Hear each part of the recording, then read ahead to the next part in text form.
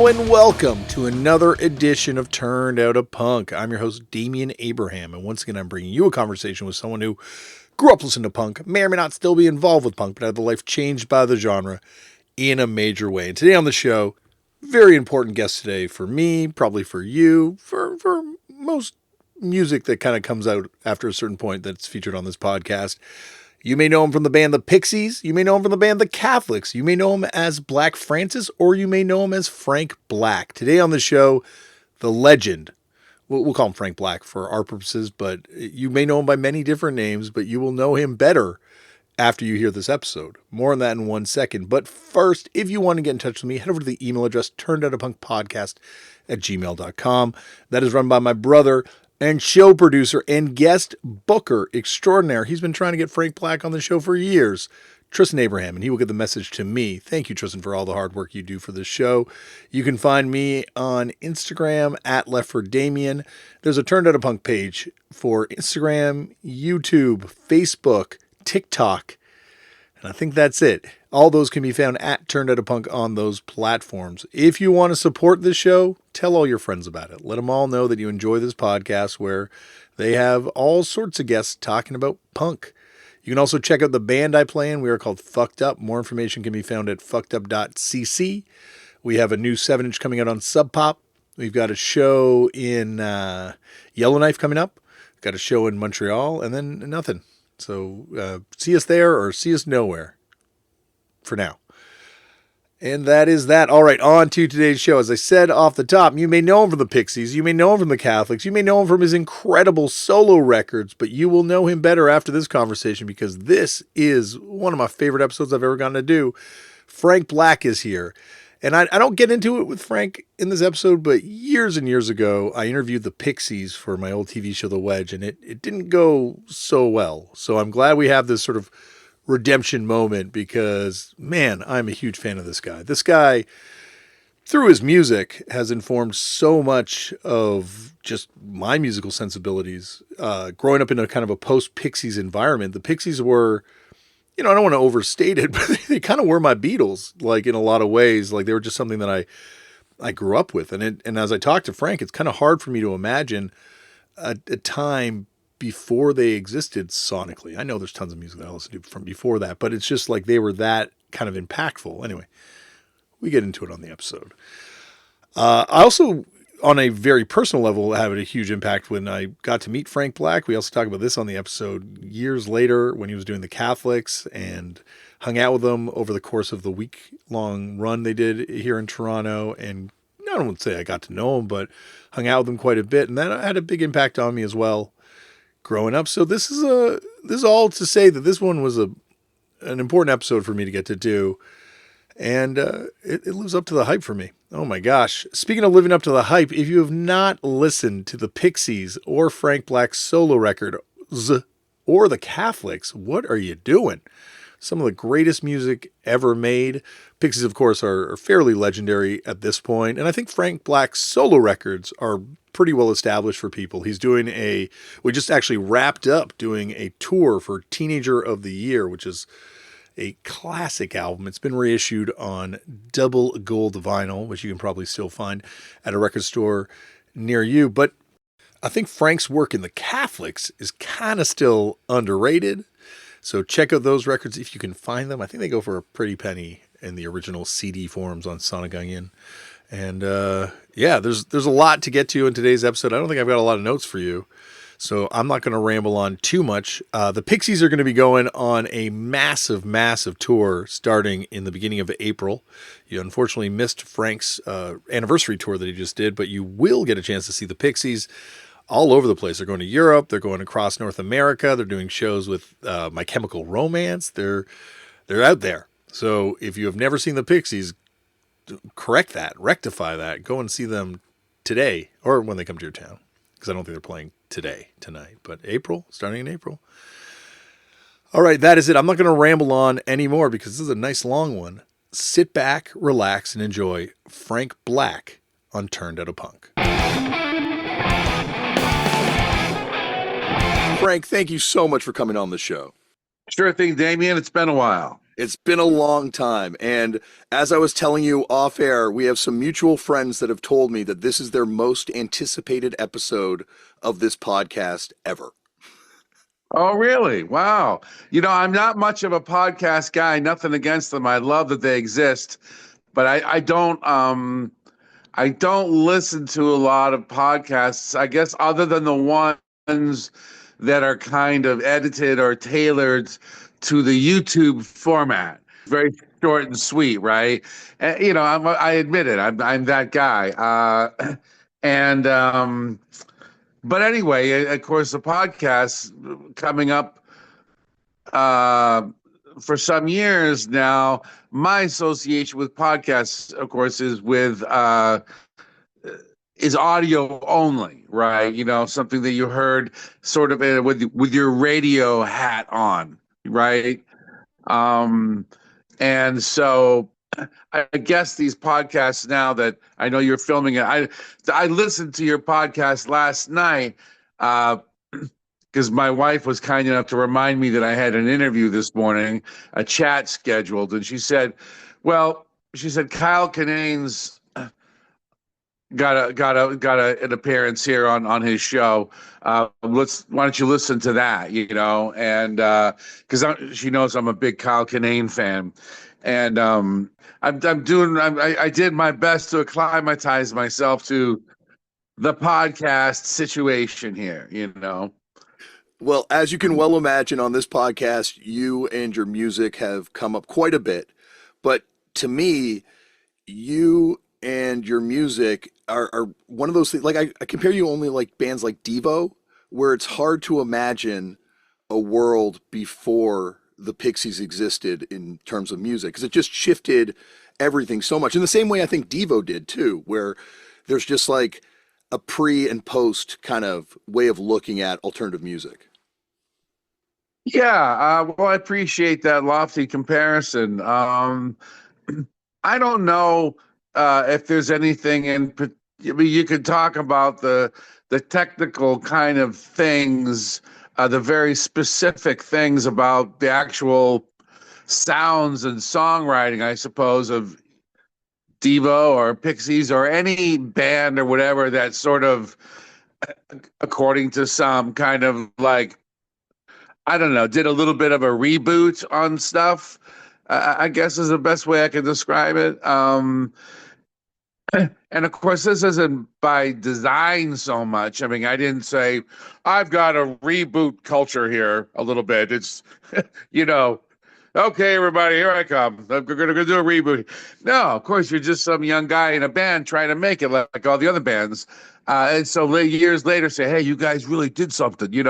Um, that's a nice compliment. But of course, the question is, did I really, or what is it that people are talking about here? Because obviously, I'm a fan of music, and I can geek out over some band just like anybody. So I'm trying to understand myself. What is it you compared Pixies with Devo? What is it that I could say that is similar? Okay, different time periods, not exactly the same time period. Different instrumentation. I guess I guess what it is it's a kind of it's a spirit of it's a spirit of being outside of the box, right? Of popular music or whatever. But at the same time, it's not so it's not antagonistic. Do you know what I mean? It even embraces some aspects of popular culture. It doesn't say that all your music is stupid. Check this out. What it says is, I'm a little bored with some of your stuff out there. I'm gonna shake it up a little bit here for better or for worse to see what happens. You know what I mean? When I remember when we first started, in the 80s, in the mid 80s, and we're starting to put together something. I didn't have that much, of an idea about what we were going to do, but I did have a notion of, like, for example, Joey in the Pixies, he used to do lights at this kind of a electric kind of disco place, where just a lot of like, just dance music, and kind of it was like a pickup joint, it was a real mainstream bump bump, let's get completely blotto, everyone puking on the dance floor, right? So anyway, Joey did lights over there, this is right across the street from the club that we used to play at. And anyway, so he'd be doing lights over there. And the bands that we would go see, the ones that I was interested in, maybe because I'm doing a little more research now than usual. I'm trying to start a band, so I'm trying to be a little bit aware of what the hell's coming down the pike, what's available at the record shop, whatever. I'm not trying to do it in this desperate way, like I don't know what I'm doing or I'm a total misfit. I still exploring the world of music as I always have, independently, just looking for shit that seems like it smells good to me. You know what I mean? And anyway, so a lot of the bands, I guess you could say, of this similar sort of ilk that we would maybe go see perform at the Rathskeller. Kind of punkish bands, indie bands, alternative rock, whatever the fuck you want to call it at the time. There was a lot of genre names around even back then.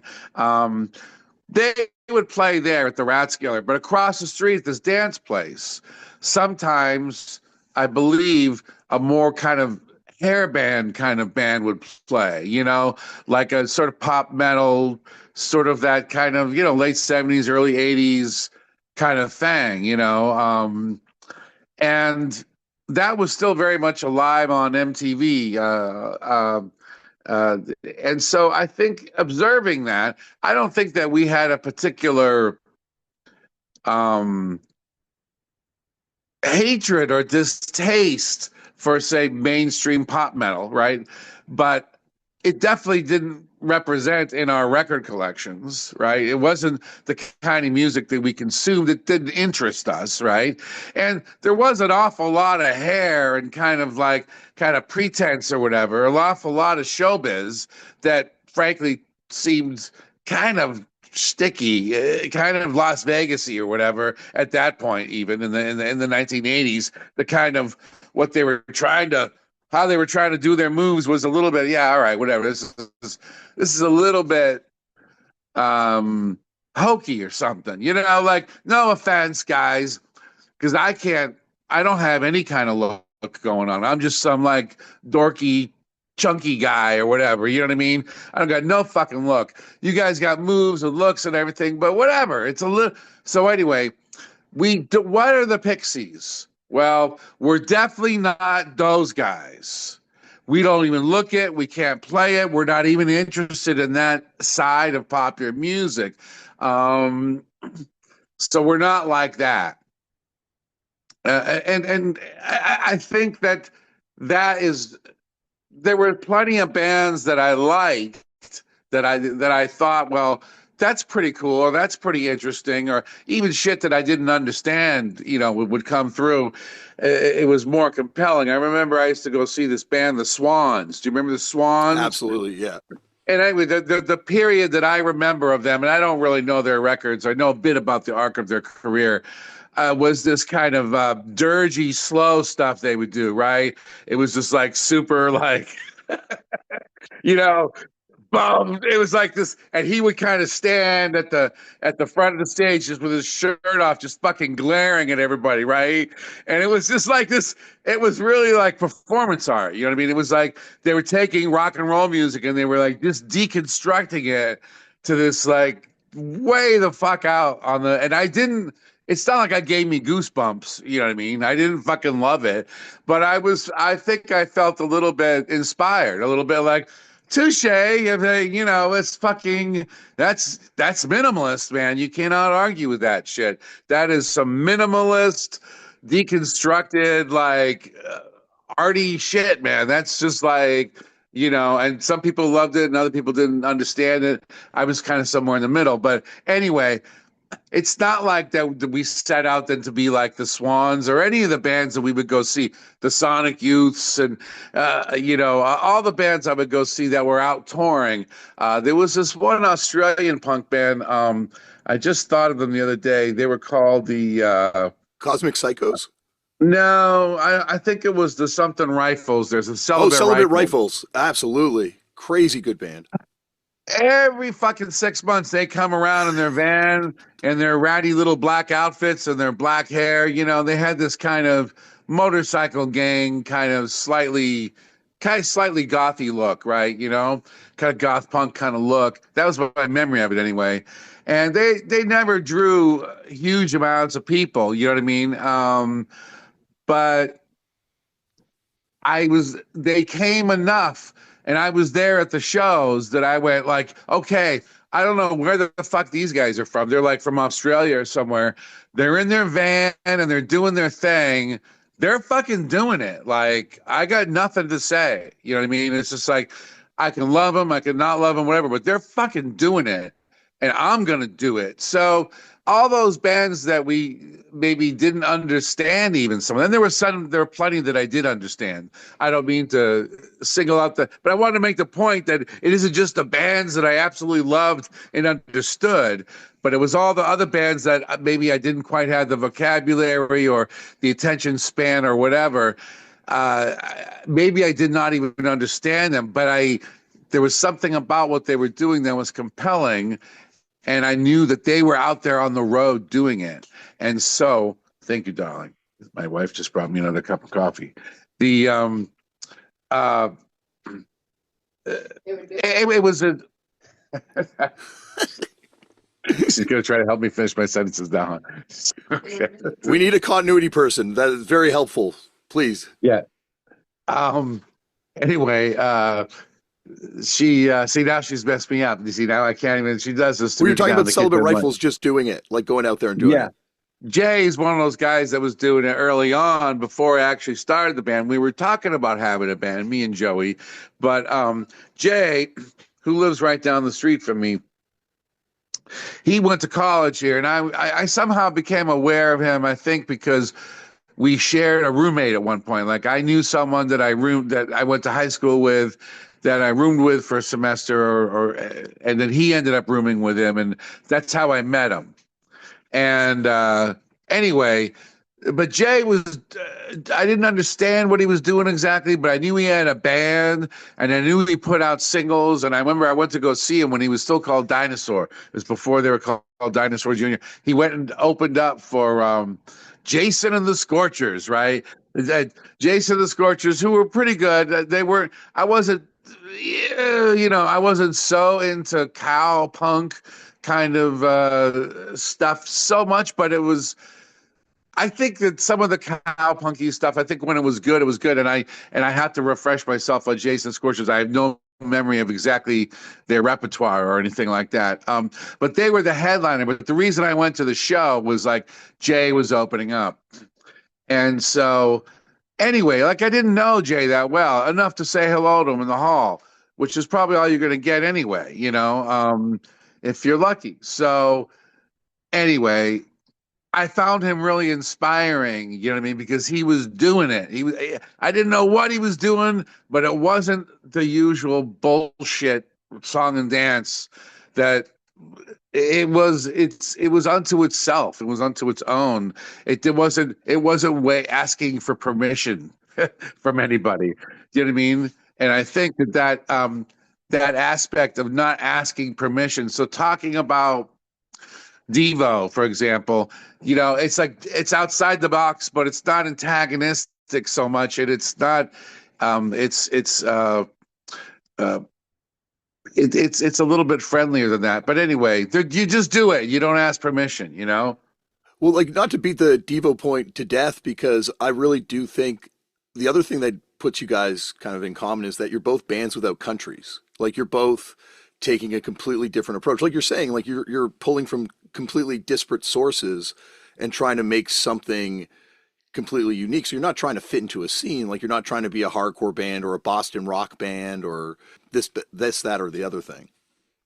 Yeah, I mean, I think that like I kind of understand those scenes, and so I I perhaps have misrepresented myself at various times over the years when people ask me about my scene and what kind of scene did the Pixies come up with and what scene do you relate to, sir? And I've always been sort of anti-scene, you know, but I understand those scenes, and they actually, I suppose, they do serve a purpose because sometimes I listen to a certain genre of music, and it's all about some scene, right? That's when those records were made, and there's a lot of good ones there. They're all from the same scene, and why is it that I'm not part of any kind of a scene? I think it's just a personality thing. Certain personalities can kind of read the room or read the landscape and go, "Oh, we're all trying to do this. Okay, I'm going to try to do that too, and we're all going to do it together." And we have camaraderie, and there's this kind of scene. But then there's another kid that's kind of more like, "I don't know what I'm doing, and I just know what I don't want to do." And also, yeah, when I think about high school,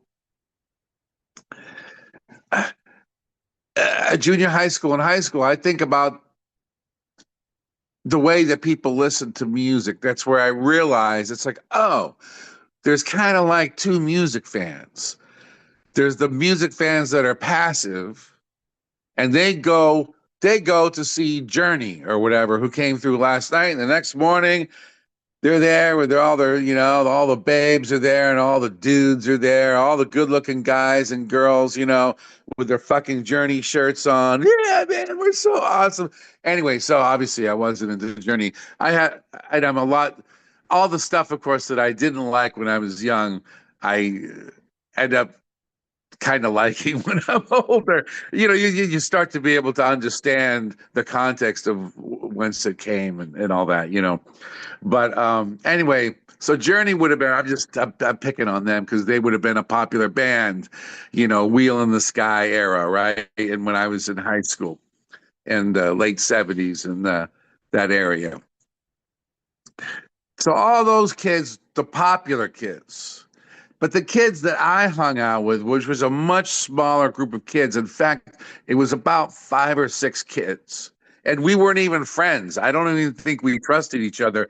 But there was one fucking punk kid, you know what I mean, who was like and his sister, and they were kind of like these more tough gothy kind of, Danzig kind of punks, I guess. And then there was like kind of this, metrosexual kind of I sing background at the Oingo Boingo parties kind of dude. His name was Chad or something.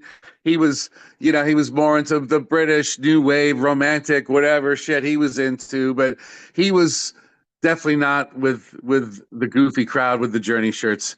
So we hung out with him and then the two punks. And then there was I'm trying to remember who else there was. There was another punk type. Anyway, we all had our individual record collections, and we all kind of knew that we were not of the rest of them, that we were different. But we were all from different religions, you know what I mean? And I was the kid who was into all like the kind of more 60s records, you know what I mean? Like I knew all about like British blues and stuff like that. You know what I mean? And that's just kind of where I was. I was into more '60s and some '70s stuff. And so, but we all bought good records, what we thought were good records at the record shop, right? So we're not passive music listeners. We're totally obsessed with the music. Like everybody in my little tiny clique, they all after school they went off to their gig or to their concerts that they would go to or to their headphones or however they accessed the music. They went back and they got more of it. Like just like me, you know what I mean? Wherever, oh, I don't have money, fine. Go to the library. I used to go to the public library, get out fucking weird records, you know what I mean? Just like try to find shit. And, that was, I always would. And then if I had to, it's like, well, I'll listen to the radio. You know what I mean? It's like, yeah, maybe the radio station isn't like the coolest radio station, but I'm going to like see what they have on here and see what people are doing, you know? And, so then you end up discovering things, you know. Anyway, I digress. But anyway, I was all over the map listening to music, and not even so much punk. Punk would come for me later, more when I was in college. But you know, definitely this idea of I'm not a passive music listener, I'm an obsessive music listener, and that's what makes me different from you. You know, Mhm. sorry, no judgment with there, and I can see that now, even when I play gigs now in my own career. There's a certain amount of the audience that they're probably similar kind of music listeners to myself. They're a little bit more on the obsessive side, right? And then, but wait, are there any passive music listeners in the room? Fucking yes, there are. There are, because I've got just enough songs You had hits. that they're just kind of like they didn't wasn't by design, you know, or whatever, or for yeah, whatever. Oh yeah, the song for the movie. There's just enough of material that draws them in also, and I respect them just as much. I'm like, okay, cool. I got some of the kids with the Journey t-shirts on, like they're coming to my show too, because like they heard just enough of me out there in the landscape. And so I'm glad that and you have to respect everyone that pays money to get in. You know what I mean? So Well, and at the end of the day, we're all just searching for that endorphin hit that music's going to give us. And like some of us, like you're saying, are obsessed with it and spend our whole life just thinking about it. And other people, it's really passive. But at the end of the day, we're all chasing the same high from the thing that we're listening to. I have a friend in Los Angeles, and he's actually uh, from the inner circle of friends of one of my brothers, and I've known him since he's probably saw the first Pixies show. I've known him since back in the day, anyway. But he's one of these. I don't know him as well as my brother. Like I said, he's really my brother's friend. But I've known him all these many years. He's a big music fan, and for some time, you know, and I would always see him at a show somewhere. And he's a super nice guy, really into live music. But I didn't really understand. One day, my brother pulled me because I said, "Hey." I said, I remembered to bring the new Pixies record that we just recorded. No one's heard it yet. Ooh, right? You give someone the kind of advanced CD, and he's like, oh, thank you, Chuck. Oh, I love you, man. Oh, and he's all happy about it. But my brother pulls me aside. He says, you know that he says he doesn't give two shits about your record that you just made. Like, and I was like, what do you mean? I'm like he comes to every show, and he's like, yeah, no. He's like, that's not it. He's like, he's not that kind of music listener. He said he only cares about live music, and he's just going to take that advanced copy of your record and probably sell it or like just chuck it aside. He doesn't care. Now, in his living room will be a whole shelf dedicated to live recordings of me, right? But I didn't quite even realize that there was that type of music listener. Maybe I had some notion of it by way of the Grateful Dead kind of fans, you know. But I didn't realize that there were these people that were like, oh no, we don't care about what you can do in a studio. We just care about what you do live, and that's their whole. And I really now I could go on and on about this guy to prove my point. But anyway, ever since I discovered there was that kind of a music listener, it's interesting that people really can have truly different perspectives. You know what I mean? And I have to respect his perspective because I realize, he'll go see any kind of band. his ability to go out and absorb live music, his bar is much lower than or higher, however you want to put it. You know what I mean? He'll go fucking see anything, man. Anything. My brother tried to hire him. He's a good caterer, this guy.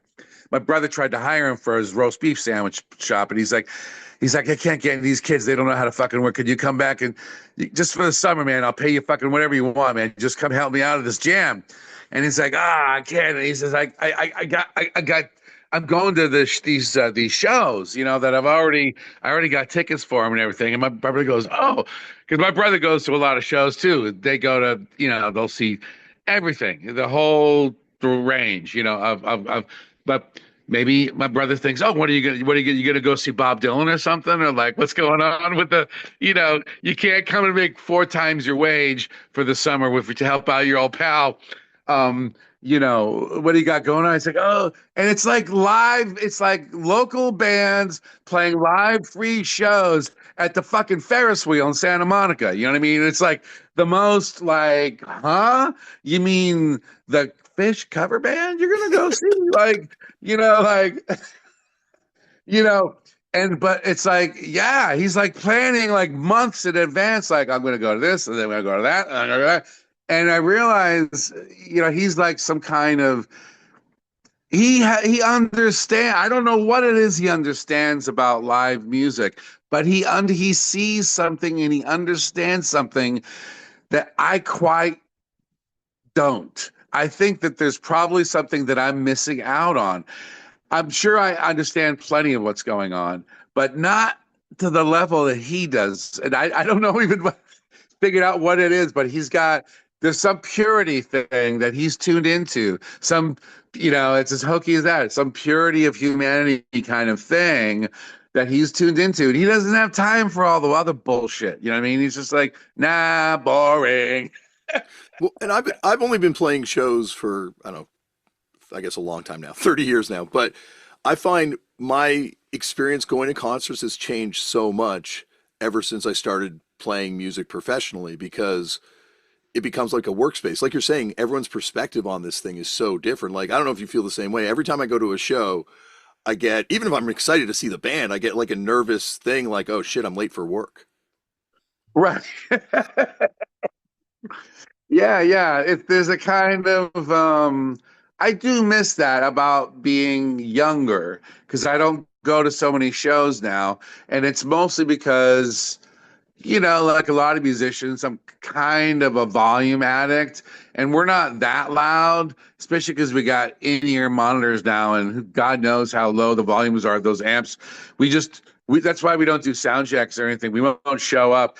We just show up at showtime, and we don't want to know. We just want to think that our amps are turned up to 10 and we're all fucking loud and proud and whatever. But we got our fucking in-ears, man, and we just put them in, and of course we got those things powered up, turned up all the way, So I'm already but anyway, I know that they do some, I don't want to get too lost in the technical, but Dick, of course, the poor sound man's trying to make, for the same reason that we're there to all gathered. He wants it to be a good show for everybody. So he's trying to control the sound, right? He's trying to make it so that there's not a bunch of amplifier going down the vocal mic so that people can hear the vocals or whatever the fuck it is, Anyway, loud. Yeah, I'm a bit of a volume addict is all what I was trying to say. So when I come home from tour, I won't go see shows because I'm just like, it's like I actually physically need like a break from loud stuff because I've been in all these loud environments for like 6 weeks or whatever, and then my ears are just toast. Have you ever stood in Jay's live setup at a Dino show? I have, in fact, twice. And It's insane. they were kind enough to ask me to sing a song. It's so hard for me to learn other people's songs. Do you know what I mean? And never mind a fucking Dinosaur Jr. song. It's like I try to learn one of those songs. I'm just like, how the fuck do I know where I am? It's like, I mean, I kind of feel comfortable, but like, this isn't like, where's the fucking signpost? Like, fuck. Like, I cannot find myself in the song, right? That's another reason why we like the Pixies, we don't do that many covers at all because like we're terrible at doing covers because it's like learning and the more straight the song is, actually, the harder it is. The super straight songs, it's like, and then I really don't know where I am. It just, I feel like I'm in this Waiting for Godot comic book. Like, is this the beginning? Is this the end? Is this the what the fuck am I? It, Anyway, but Jay, two times, and people, and I was like, so I went down there to practice with him. And one time I played guitar, and another time I just sang. But in any event, it was I my spot on the stage was right in front of Jay's rig, and so everyone was like, "Oh man, you're gonna be right in front of Jay's rig. It's gonna be so loud. It's gonna rip your head off," you know. And I was like, "Yeah, whatever." And I know that I've seen them before. I know they're loud, whatever. So I go up there and I'm playing and I'm singing and I'm thinking, it sounds pretty good up here. Actually, like, it doesn't seem that loud. And then I realize, oh, I'm just fucking. Maybe my ears are like just blown out. You know what I mean? And like maybe Jay's ears are kind of a little toasted too. And we like everything, but it's good loud. Like we have enough to know good loud versus bad loud. Like, you know what I mean? There's a such thing as bad loud too, which is just kind of hurts, but I think that there's good loud. But anyway, yeah, it didn't bother me a bit. I felt very comfortable in front of Jay's rig. you mentioned being into blues rock. Were you a fan of the Groundhogs at all? I know they're a little later than the '60s. Now, I don't know the Groundhogs. Where would they have been from? They're like a British band, kind of like post like first Fleetwood Mac record. I guess '72, maybe their first LP. Oh no, Oh, Thank Christ for interesting. the Bomb, '71 maybe. Um, Interesting. No, I don't know. I don't know that, but I looked at. I mean, with the talking. The YouTube, but it's terrible. Like I just go down the rabbit hole hard with like right now I'm on this like I don't even like progressive rock music. You know what I mean? Or I like the very fringes of it, the ones that are stepping into pop world, like Jethro Tull or whatever. But like hardcore progressive bands like. Uh, I have I don't have a lot of patience for it. I love that they exist, right? I love that they exist. I love that they're legions of fans which love them, adore them. I think it's awesome. But I just like, uh, anyway, the ones that are a little more rooted in the 60s, so they've got a lot of that British blues thing going on. If they've got that going on, I've discovered it's mostly this singer that I discovered, but he was in this band for a very brief time called Atomic Rooster. oh yes, yeah. And then there's another band called Coliseum that he was in. And anyways, the singer, he's kind of a big, tall dude, and he's got. And then I noticed that he worked quite a bit with Jimmy Page and other projects over the years, and so he's just one of these British blues guys that I basically somehow skipped over when I was learning all those records when I was a teenager, and I didn't know about this guy, and I didn't know about. Like I said, this music is a little bit too much in that progressive rock area. You know what I mean? It's that I kind of like. I love that it exists, but I don't listen to it a lot. But anyway, with YouTube though, of course, you get to watch them perform. You know what I mean? I think that is one of the great things about all the old clips is all these old television performances and live concert footage is just fucking great. It's just like seeing how they played and what they had for rigs and how they interacted with the audience and just kind of there's just it's so enriching. I could just watch that shit for hours. Oh, and the archival recordings, like the demos and stuff that wind up on there. Like YouTube is the greatest bootlegger in the world because they've got every recording ever, even stuff that bands don't want up there. Yeah. It's just it's I'm into it. I don't know if I'm into it more than listening to music, but it definitely has. Yeah, I could only watch YouTube if I have like the premium package where there's no commercials, you know? Like I'm just like I'm just like an old guy now. I'm just like, I won't even turn on a TV in a hotel room because like it'll be some loud advertisement when as soon as I put the power button on, and I'm just like, I can't. Where's the button? How do I change it? Fuck it, turn it off. You know what I mean? I'm totally just that guy. Unless oh, here's my TV and I only put it on YouTube and I pretty much only watch, obscure music clips. You know what I mean? There's just so much stuff though to watch though, from every genre. Every genre. I, Just hilarious stuff. I heard you talk about Larry Norman before being a big influence on you when you were super young. Well, like a lot of kids in California, our families got caught up on the kind of so-called Jesus movement. I would say that this is kind of more of a not so much the Jesus movement of the early 70s, coming out of the so-called, I don't know, counterculture, hippie, Haight Ashbury kind of world. You had whatever, these people kind of moving on from their sort of culture at large to communes and religious environments, right? Jesus, some of them were kind of Jesus-y people or whatever. But there was another wave that kind of came more in the 70s and early 80s that was probably more based on the kind of a worldview of churches from Protestant churches uh, from Texas, I would say.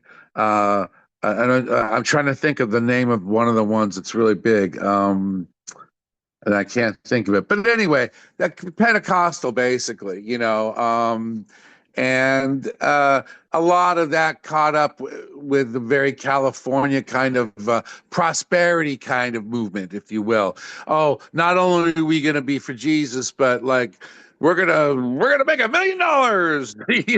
There's like this kind of prosperity thing, which is kind of probably just what because it's California. It's probably that just happens some version of that happens every 20 years there. And anyway, so there's this kind of religious world that my family was kind of involved in. And we were teenagers, of course, and we were kind of more interested in teenagery things.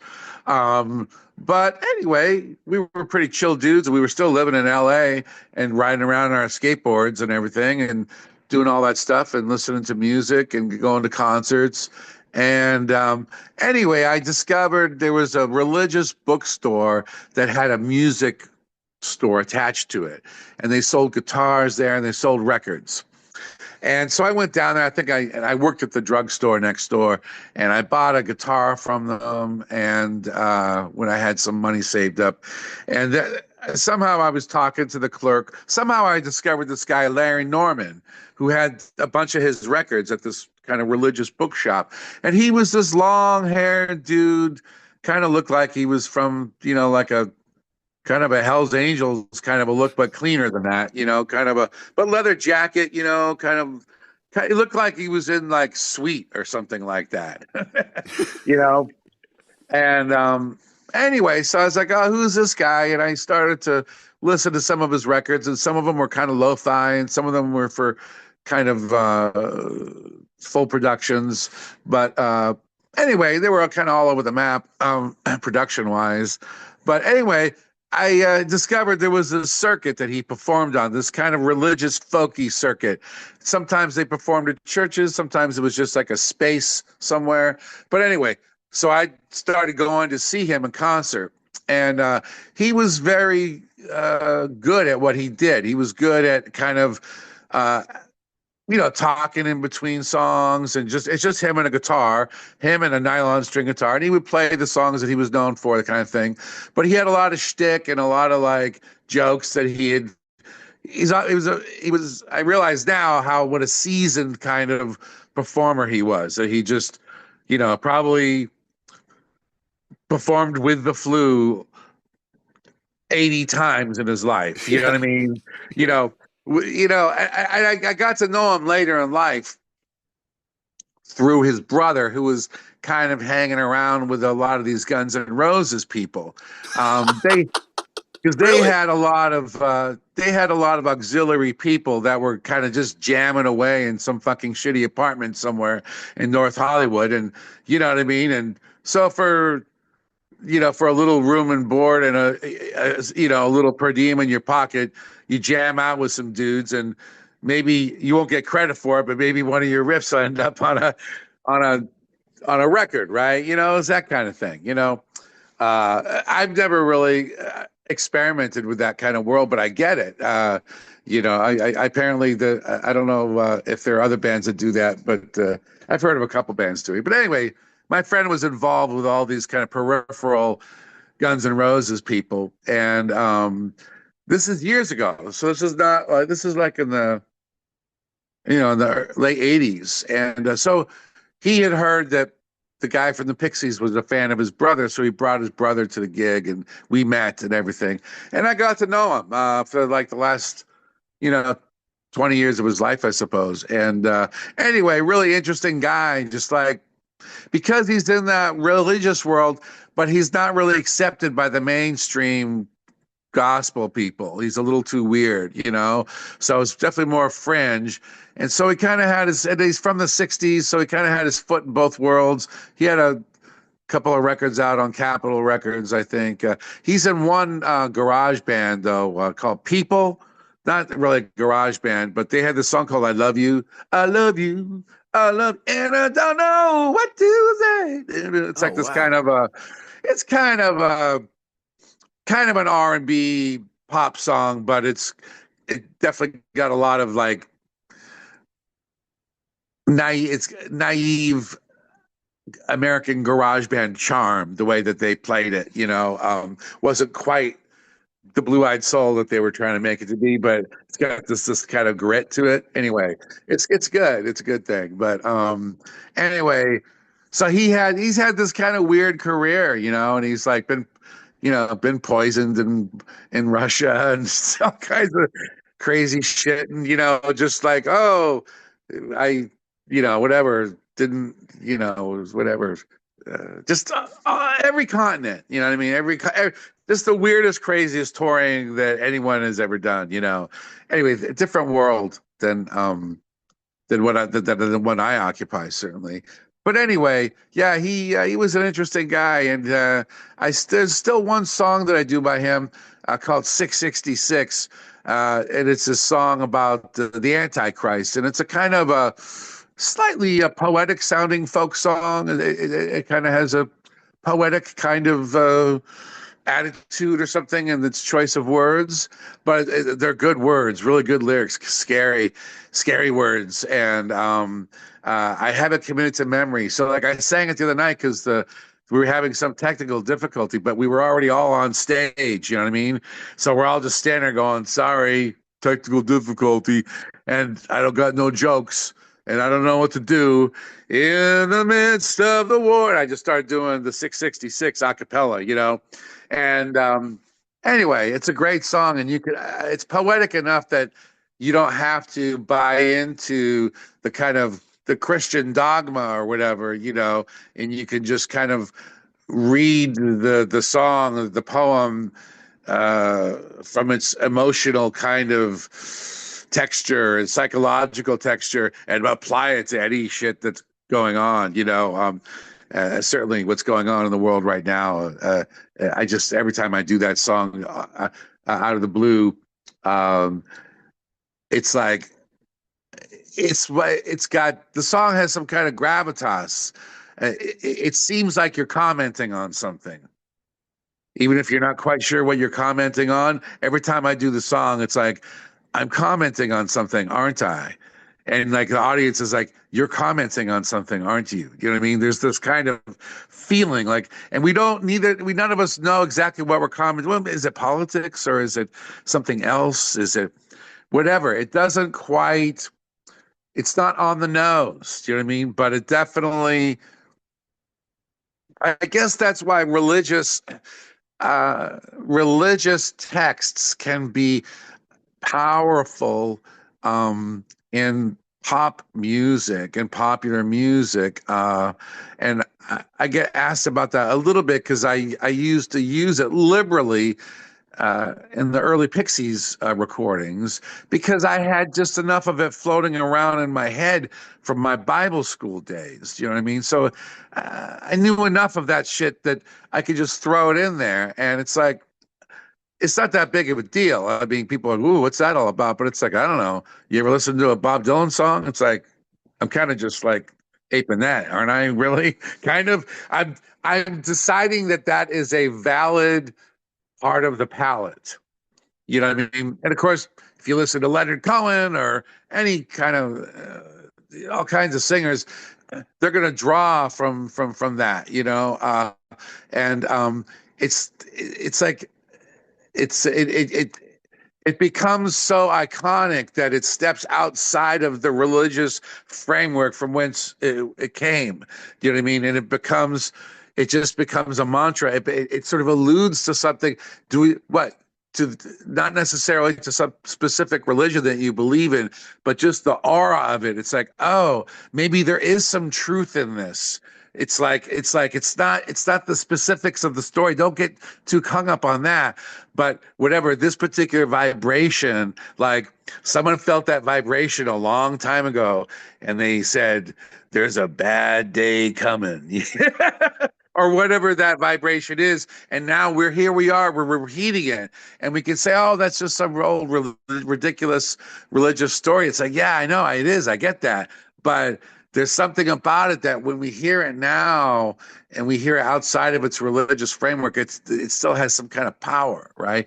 At least in a theatrical way. Anyway. Well, and even if you don't believe in the religion, it does affect you and it does impact you. And these things are just, as you're saying, part of our zeitgeist, our culture. And when you take something out of its context, like that Larry Norman song, and present it to people and frame it differently, it does still have impact, like removed from the religion for people. Like, 'cause there's a poetry to it. Sure, sure. And you know,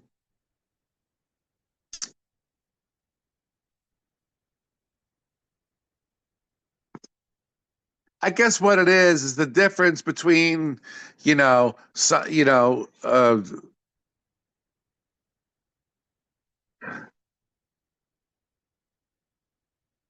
that, yeah, I don't know. I want to say something intelligent about gospel music, about contemporary gospel music, but I can't think of anything. Well, So anyway, I'm I've going to always wait for you to ask. Oh, you can lead in with the next question. I'll jump back. I've always been fascinated by the fact that there's almost like a parallel musical universe with sort of the Christian punk stuff that's happening, or Christian music in general.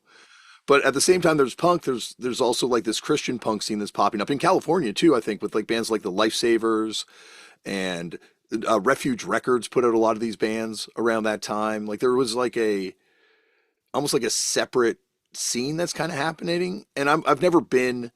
My parents were Christian, but I definitely didn't grow up necessarily in that sort of environment where I was kind of getting Christian music. So I've just been from afar, always really interested in that kind of world. Yeah, I mean, the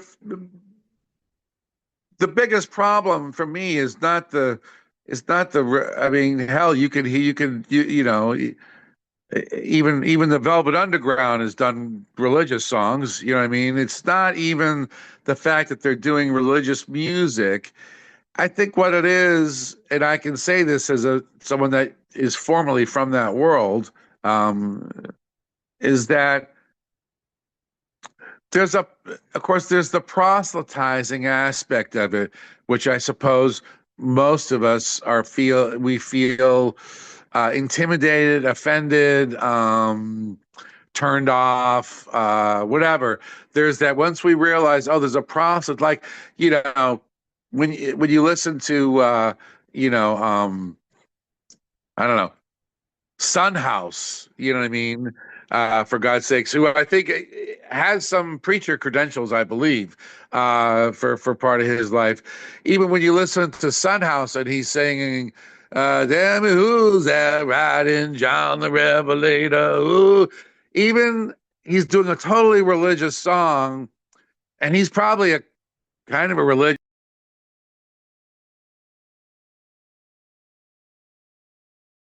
Sun House.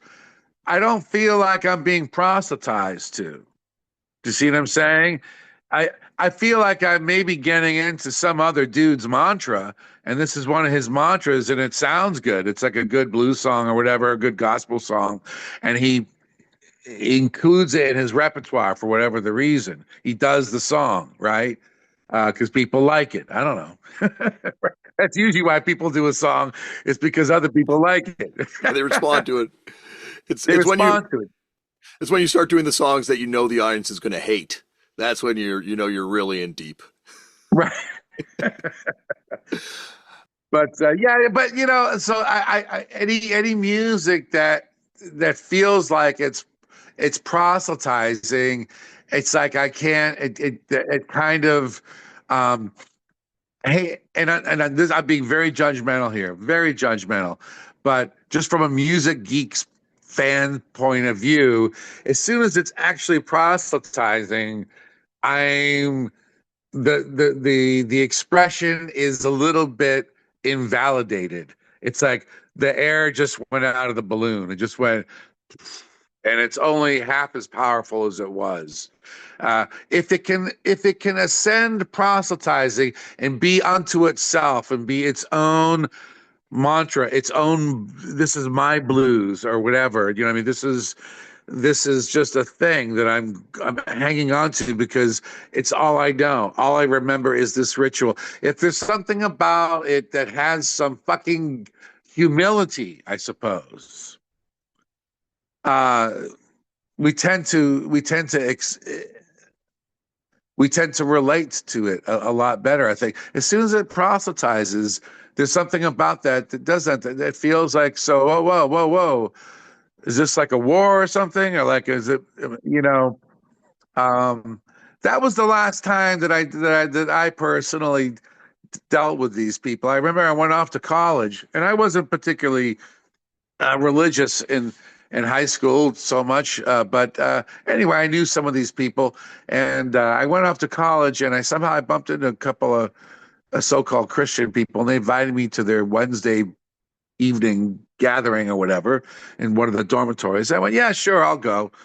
I didn't know anybody at the school anyway. I was just fucking goofing around, and I went to one of them. And I knew their vocabulary, and I played their game for. I don't want to put it like that. Played the game. I was in the game. Uh, I was there, but anyway, school continued, and I became more involved in music in school, and I'd sort of forgotten about these kind of nice religious people that had contacted me earlier in the year, in the semester. And then one of them came banging on my fucking door one day. This one dude, he was all fucking charged up like he'd been lifting weights or something. Bum, bum, bum, bum, bum. Like the fucking Gestapo. And I was like, yeah. He's like, yeah, we haven't seen you at the meeting the last couple of weeks. How's it going? What's going on? And it was like this, like, follow up that felt very aggressive to me. And I was just like, yeah, I'm fine. Like, and goodbye. Like, I don't want to ever have anything to do with you ever because, dude, your vibe, you just harshed my mellow, however you want to put it.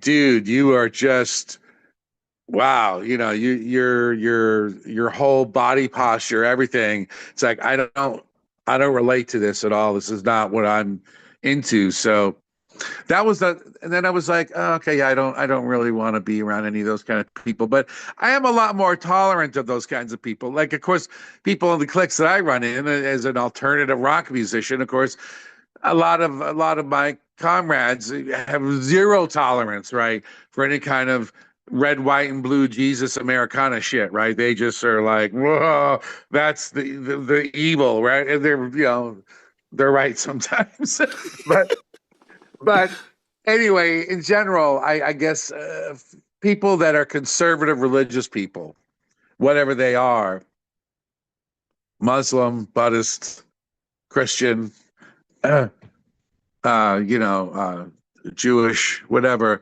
Anyone that's on the conservative end of that, whatever their thing is. Um, yeah, I don't relate to it at all. I think that that they need to go and uh, consider talking to a mental health professional or whatever. That's how extreme I feel about it at all. But I'm not gonna like fault anyone. And I'm not going to judge anyone. And I have a lot more patience for those kind of people than some of my friends do. You know what I mean? Like I can sit down and have a conversation with them for a bit longer, I think. Only because, yeah, I remember when my family was all hooked up with you people. And, at the end of the day, whatever, everyone's just a fucking poor fucking fool walking the fucking planet. It's just, really. It's just really what it is. It's just like, everyone is just, we're all just these poor schmucks, just scrambling around on the rock here trying to fucking figure it out. It's pathetic, the whole thing, and beautiful, of course, Yeah. pathetic and beautiful all at once. Yeah. As soon as it goes from I need religion to you need religion, be it in music or real life, that's when I'm lost too. I think it's great that people, like you're saying, everyone needs something. For me, it's these stupid little records and this kind of, everyone's got their own religion, whatever that is, that they're going to build for themselves. And if it makes you happy and makes your life more fulfilling and you don't hurt anybody else with it, then more power to you. But it does cross lines a lot of times. And I mean, I think that I think it's okay. What people that are proselytizers for whatever the reason, proselytizing the things that they proselytize, um, uh, and we'll keep our scope here to just religion right now, because I don't want to misspeak about anything, but the proselytizing, it's kind of how do I put it? It's not about free speech or having an opinion that's different than my own or whatever. It's not that. What it is. Traditionally, I would say, and I'm not a historian, but let's just say I was a proselytizer, and somehow during this interview, maybe you didn't see it coming, but I was like, "Hey, Damian, I'm actually like to send you some literature. You seem like a pretty good guy, and I got some stuff that I want to send you that I think you'd be interested in reading, right?" And you'd be like, "Whoa, okay, thank you. Whatever. What's he?" That's proselytizing, right? Okay, but what would proselytizing have meant? I don't know, and say, 500 years ago. 500 years ago, the way that the world was, right? An even crueler world, a darker world, colder world, right? That proselytizing would have represented potentially so many other things, not just that we disagree, but just that, like, oh, your army's coming to conquer our army now. You know what I mean? Yeah. Or whatever. You know what I mean? Oh, we're about to get overrun by the blah blahs, and they're gonna, they're first off, they're gonna cut off everyone's head that's over the age of 10, and then whatever, they're gonna enslave everybody, and whatever, some, just imagine some scenario where religion would have at least been the symbolic mascot at the front, right? Going, we must do all these things because our God told us it was okay to do it because you guys are wrong and we're right, So that is in that's in our fucking genes. So when someone starts proselytizing to you and you're not buying it, yeah, there's some aspect to it that makes you flinch a little bit, that makes you fucking ah, it makes you flinch a little bit. It doesn't make you open up and go, oh, I want to hear what these people have to say. It makes you go, you fucking little ah. Just go back with your friends and talk about it over there because you guys give me the fucking creeps. You know what I mean?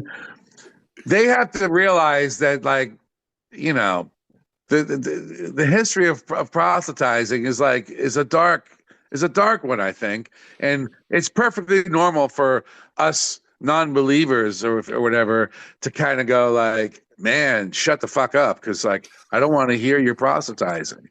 It's like, thank God we don't have to have a fucking duel right now, like in the old days. You know what I mean? You know, Yeah. that's when it starts to feel like, oh, that we're gonna like let's take it outside in the alley then. You know, as soon as it turns into any kind of physical violence, that's the other thing. It's like people that are proselytizing, how far away are they from just being a civil person to with beliefs to being an aggressive or violent kind of person, right? Where's that? Where is that? You know what I mean? And so, boom, boom, boom, boom, boom. You haven't been to our meetings lately. You know what I mean? The dude coming to my door. You know what I mean? It's like, whoa, whoa, whoa, whoa, whoa, whoa, whoa. Yeah. I'm all about getting along. So if like I don't know how close you are to being aggressive. Now I'm not saying the guy was coming there to beat me up, but you see what I'm saying? Yeah. My deep rooted kind of reaction to him is like, ugh. Yeah, like even not physically aggressive, they're being spiritually aggressive at that point. Like and like you're saying, like our as much as proselytizing and hearing proselytizing, if that's even a word, is in our DNA, I think the resistance to it when it's something you don't buy is also in our DNA, where it's just sort of like a fight or flight response that you get. And that's I think probably why a lot of these end up in duels or fisticuffs. But you know, anyway, it's an interesting subject nonetheless, I suppose. I don't know. Uh, you know, and you know, I do have friends that are full on practitioners of religion, not just Christian, but the other religions, and uh, and I like them. I like a lot of these people, but it's a little bit sad because on some level, because of their even sometimes very gentle kind of proselytizing. At some point, I have to go this way and they have to go that way. Like I can't, we can't, you know, we can't. At some point, we can't hang out with each other. You know what I mean? At some point, I got to go over here and do this stuff over here, and you're not coming with me because, yeah, you know, you guys got a lot of rules about whatever. So you see what I'm saying? And so that's but it's interesting. It's an interesting dynamic, you know. But this guy, Larry Norman, though, he was the most Christ-like person I've ever met in my life. You know, that whole thing about and Christianity is supposedly, well, your model or whatever is Christ the Messiah, right? So, you know, what would Jesus do, right? That's the basic bottom line. And he, as a religious person, actually was the most Jesus-like I've ever met in my life. Like he never proselytized me in 20 years. He never. I seen him hanging out with all kinds of different people. We never judgmental, only helpful, only uh, I don't know. Only positive. Like never. I don't know if he ever even proselytized to me once. Because you know what? When we were talking, it wasn't germane to the discussion. Whatever it was we were talking about, you know what I mean? He was a big Rolling Stones fan, so we used to talk about the Rolling Stones, whatever. So if we were talking about the Rolling Stones, um, we talked about the Rolling Stones. He didn't try to squeeze a little Jesus in there. You know what I mean? Yeah. He just, hey, oh, by the way, by way of sidebar, let me tell you this. No, he totally, whoever he was talking to, he gave them absolute respect and command of attention. Just like I'm listening to what you're saying and I'm talking with you on your level, like whatever it is that we're talking about here. And so I guess you could say he was one of those people that he seemed to live by example. It was more about the way that he was as a person than uh, his words. His words were just wherever they were. Um, you knew that he had a particular religious background, but he didn't hit you over the head with anything. He totally was just like, if you wanted to ask him about it, he would talk to you about it. You know what I mean? But he never proselytized. And this is a guy who, I guess you could say his music has an aspect of proselytizing, but there's a place, like I said, there's Sun Ra. Tell me who's that riding John the Revelator. There's something about his sharing of that is not proselytizing, and I'm able to be open to it. Maybe not to the degree that I'm going to get into the actual religious sort of stories that it alludes to, but uh, certainly to whatever sort of other magic is going on in there, and even just that, man, Sunhouse a cappella doing John the Revelator. Fuck. I mean, there's so many like nuanced things in there that are going on that you could discuss, as it were. Um, uh, it's rich, very rich recording. It's like like you brought up there, this idea that we always think of this sort of Jesus as being this Messiah in this sort of like post-Christianity context. But if you think of like the historical Jesus as this person that's trying to help his people, rising up against the occupying state with the Roman Empire. Like there's that song by Jello Biafra with No Means No, Jesus was a terrorist. And as a kid, when I heard it, it just blew my mind because I'm like, oh yeah, like I only think about this dude from this sort of post-Bible context, a book that was written way after his lifetime about this guy that's putting him into a very specific place, or several books, I guess, about this guy. But it's a very different thing when you think about the actual person and what this actual person's doing, completely divorced from all the religion that came after it. I was just going down memory lane there. I enjoy the Dead Kennedys very much, but when they were say first around, I wasn't so aware of them. Maybe in name, but I was still stuck in my '60s records, and then I went off to college, and then I started to meet some other uh, people. There was a couple of guys downstairs, and they were kind of, I'm sure they just found us amusing. They were upperclassmen. They were maybe even seniors already, but they were still in the dormitory, and they were kind of smarter than everyone else in the building. And also, they, in fact, were, I forget what they studied, but it was something like it was heavy duty sciences. It was like they were quite deep in it, and they were quite good at it. I forget which one of the sciences, but anyway, they were brainiac dudes.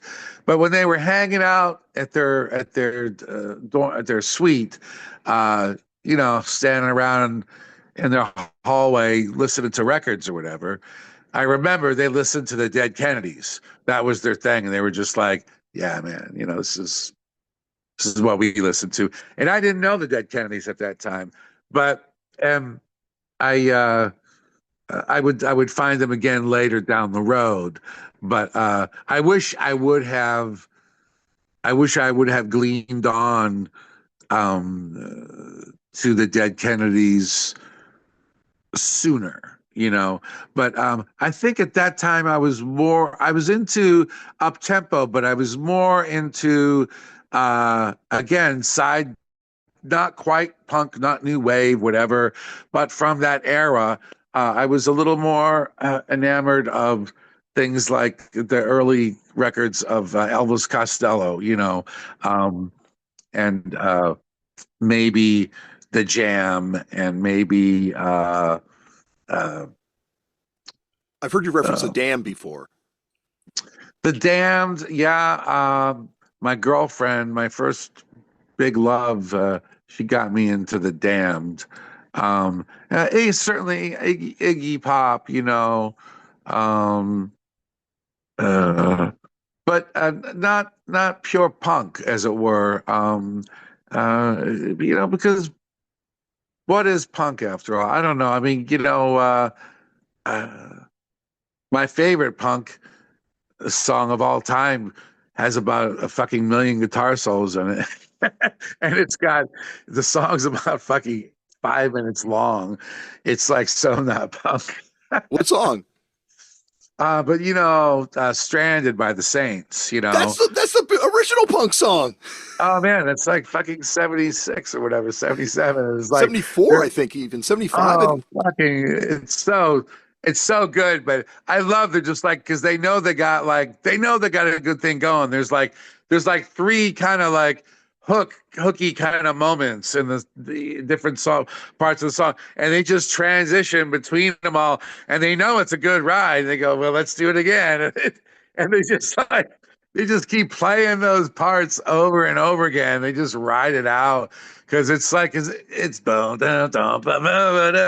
it's fun. I mean, it's like I'm so happy it's not a 2 minute punk song. You know what I mean? Like, and I got nothing against 2 minute punk songs. I fucking love 2 minute punk songs, but I love that they were just young enough or naive enough or whatever. They were just like, yeah, we got a good thing going. We better just play this a whole bunch. What a song, though. What a Oh, song. so good. And that's like you look around the world and it's around 74, 75. You have Television forming, Rock from the Tombs forming, Dr. Feelgood forming, The Nerves forming, Radio Birdman and the Saints forming. Like there's this energy where I think rock and roll has hit its sort of Mannerist stage, and punk is the reaction to rock and roll being, as it's cliched to say, so boring and so bloated, like the prog rock we were talking about. Punk was the response to that. And I feel like eventually that gets codified and people are like, oh, this is what punk is and this isn't punk. But when it first happens, it's everything. It's human sexual response and it's the Saints and it's SSD and it's all of it. It can be whatever you want it to be. I feel like, and I don't say that this is a good theory, it's only a personal one. But, for me personally, like rock or sort of say guitar based rock music, and I don't even want to say that because that doesn't even totally fit. Because I could think of some keyboard stuff that I love that has no guitars in it. But to me, the development of like rock and roll music or whatever, it gets louder and faster and more deconstructed. To you brings you up to say the early 1980s of like like hardcore music, like Minor Threat or whatever, and like to me, like Minor Threat is like that's the final expression of the rock and roll, basically. And then everything after that, including all of my own records, you know what I mean, is sort of like the it's after the break of the wave. Do you see what I'm saying? We're in the Mm-hmm. which is sort of like a little bit of everything that came before it, right? You know what I mean? But to me, music gets faster and faster and more intense and more deconstructed and more minimized. And then it's like, well, after that, it's like, and that's not, I know it doesn't really um, talk about a lot of records since then, of course, that are worth talking about. But to me, there's some sort of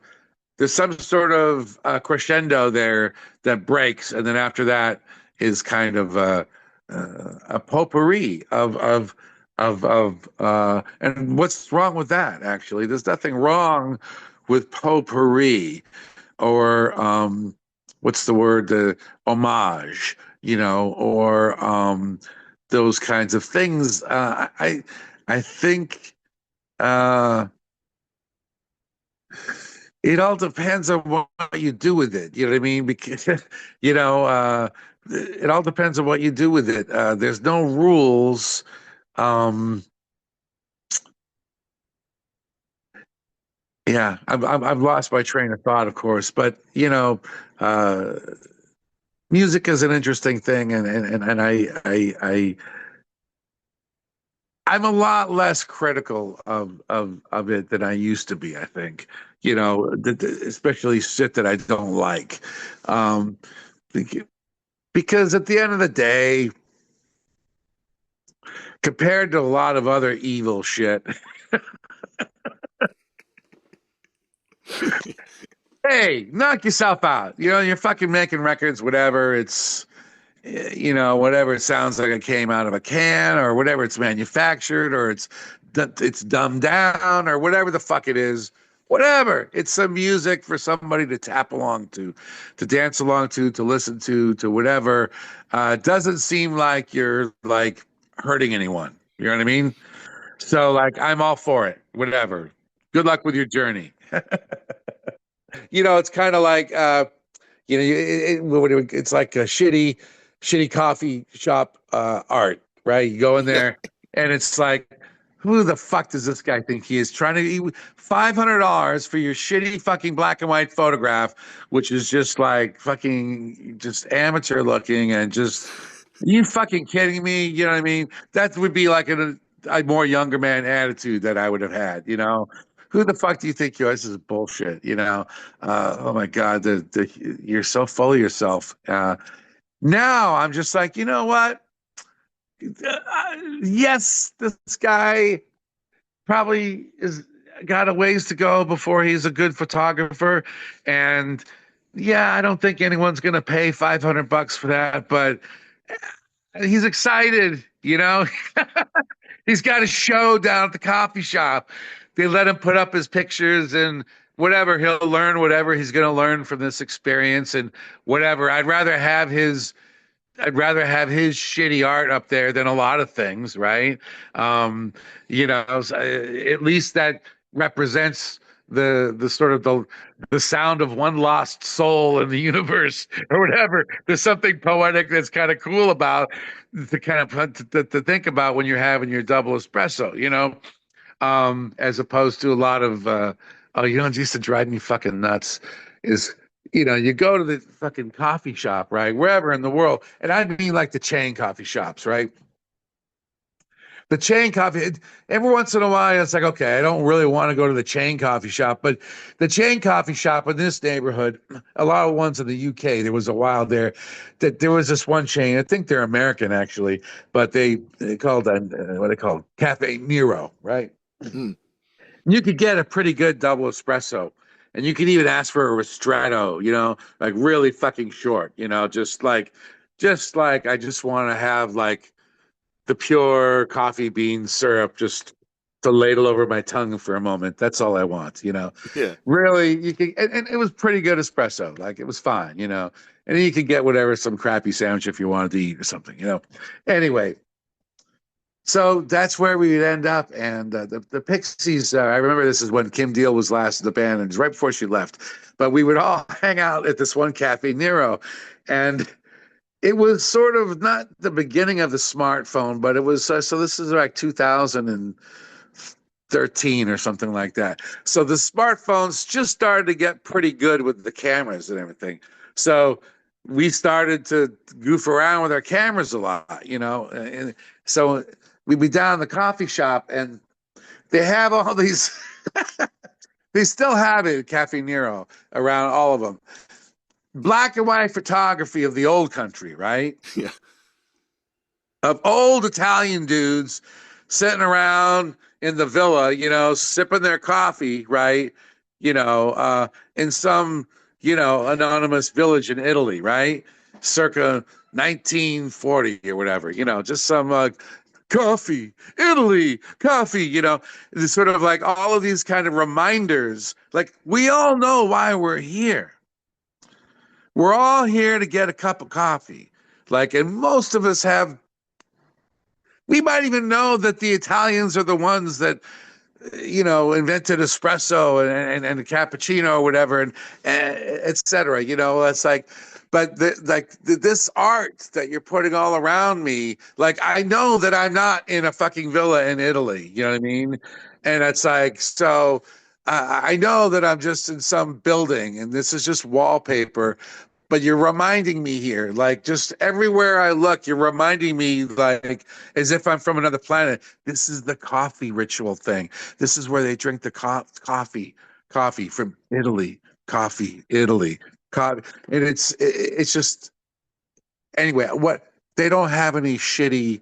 I want shitty amateur photographer guy to have his show there because we don't need we don't need to dumb people down more. You know what I mean? So anyway, I'm having said that, I'm a lot more open to dumb shit existing. It's like I'm not, as long as they're not hurting anybody. You know what I mean? Well, just going to go back to your theory, though, I agree with you. Like, Minor Threat was kind of the end of that first initial punk rock development. Like, Jay and Lou Barlow both said that that was like after Minor Threat, every band sounded like some variation on Minor Threat a little bit. And that's when they both decided, like, well, let's stop playing hardcore. And Dinosaur kind of comes out of that. But I feel like the mannerist stage that punk rock hits starts with the Pixies. Like it starts with you guys kind of because punk rock had gotten stagnant in the same way rock and roll had gotten stagnant throughout the 80s. Like, and I love all that shit. And I'm not criticizing that stuff, but I feel like when the Pixies came, like you're talking about, you're pulling in all these disparate influences, biblical references, references to sci-fi, like it was, and musical references, the musical stuff that you guys are having. Like I love Husker Du and I love Dinosaur Jr., two of my favorite bands of all time. But if they busted into a surf song or randomly started singing in Spanish, it wouldn't have worked. But you guys made that all possible because I think you understood the genre and could subvert it and turn it into something different. And even if that's accidental, that's what I feel you did. And also, I think part of it is uh,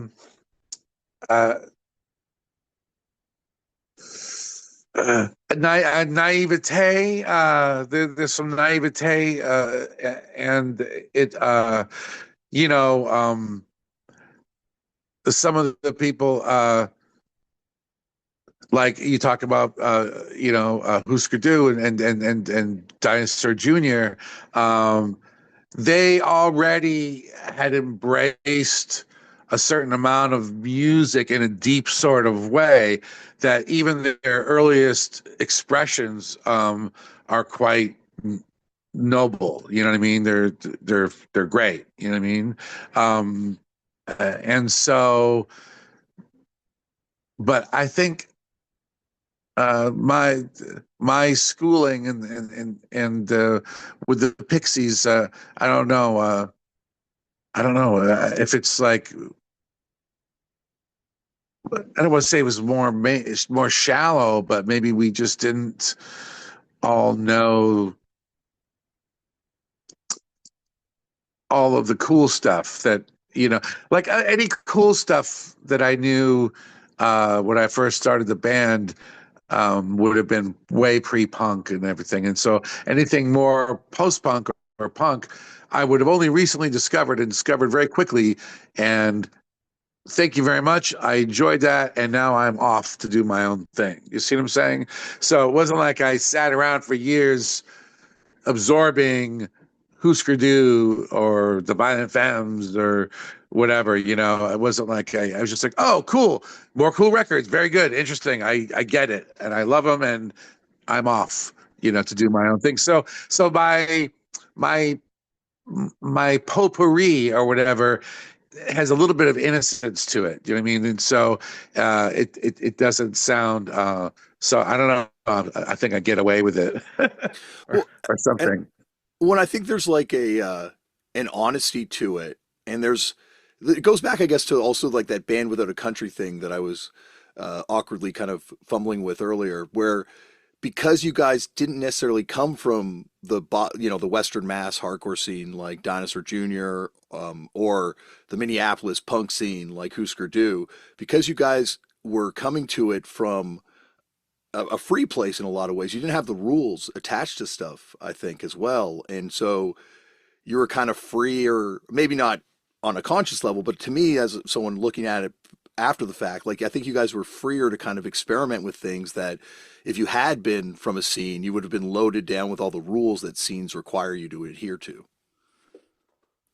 Yeah, I think also, we were talking about those celibate rifle guys coming in to the Rathskeller every 6 months, and I would observe, okay, these guys are somehow, they're not famous, but they're doing it, and I want to be doing it.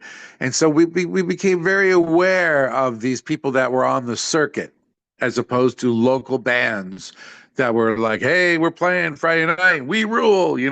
Um, so anything that smacked of Battle of the Bands or local yokel or I'm a hero and I'm a big fish in this little pond here, anything that reeked like that, we were just like, yeah, we're not interested in that because we can't quit our day jobs if we do that.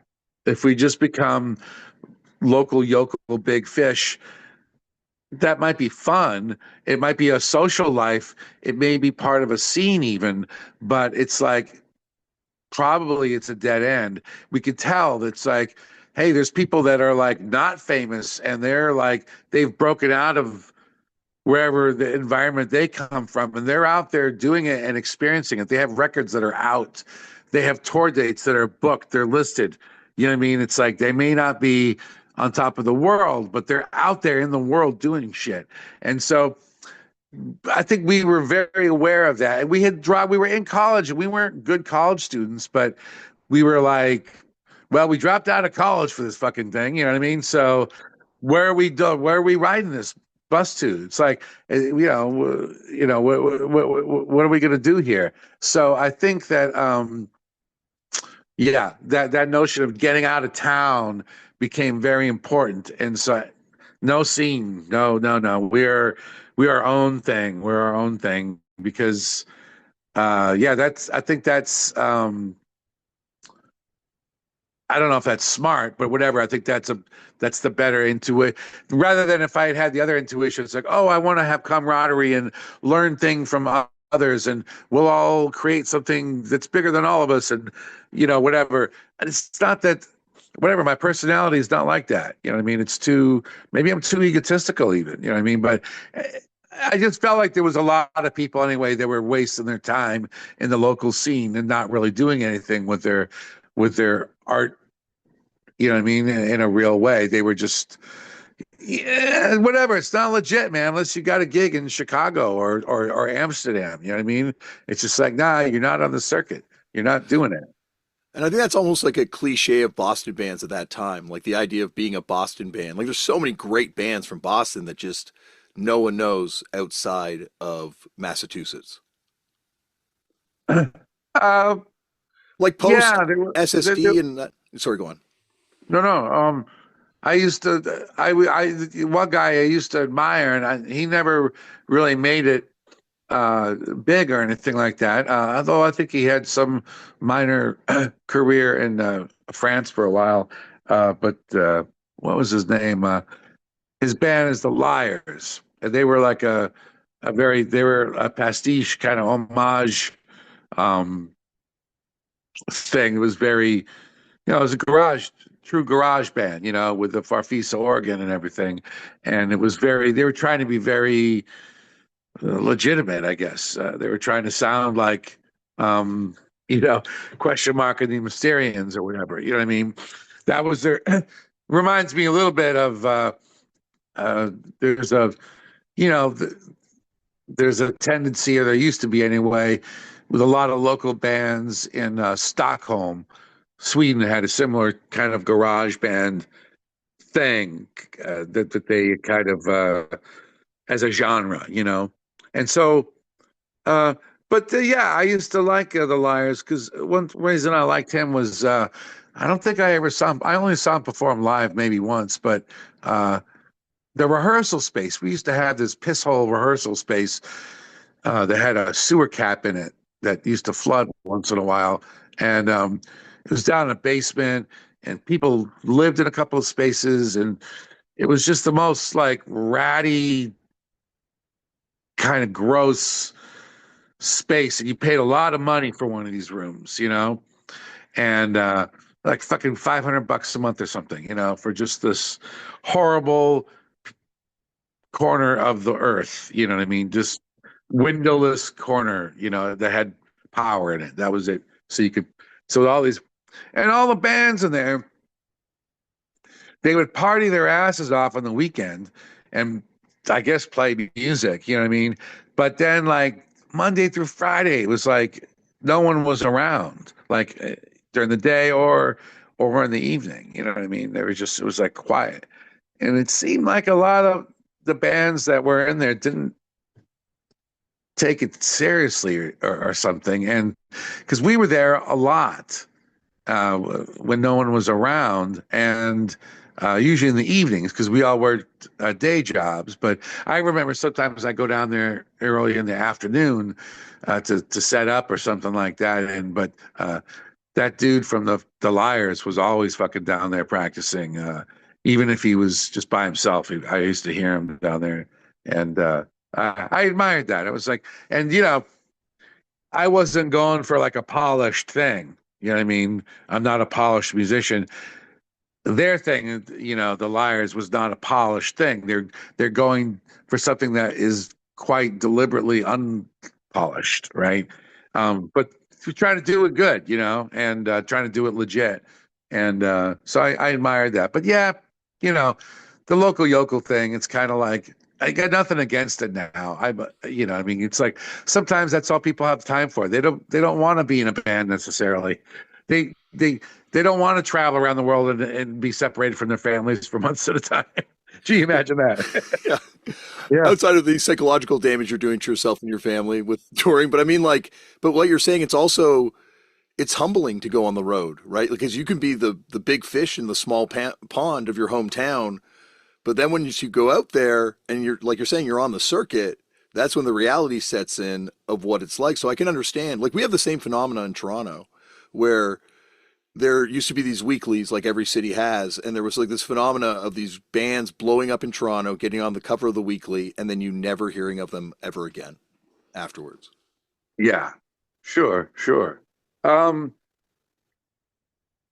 I mean, sometimes that happens, I suppose. But I do miss the days of magazines. That was always exciting when you would finally make it to that first rung of success and you were touring on the international circuit, maybe just in small clubs and that kind of thing. But there you are, you're in Liverpool or you're in Utrecht, and you're playing around the world. And anyway, the what were we talking about right before that in Toronto?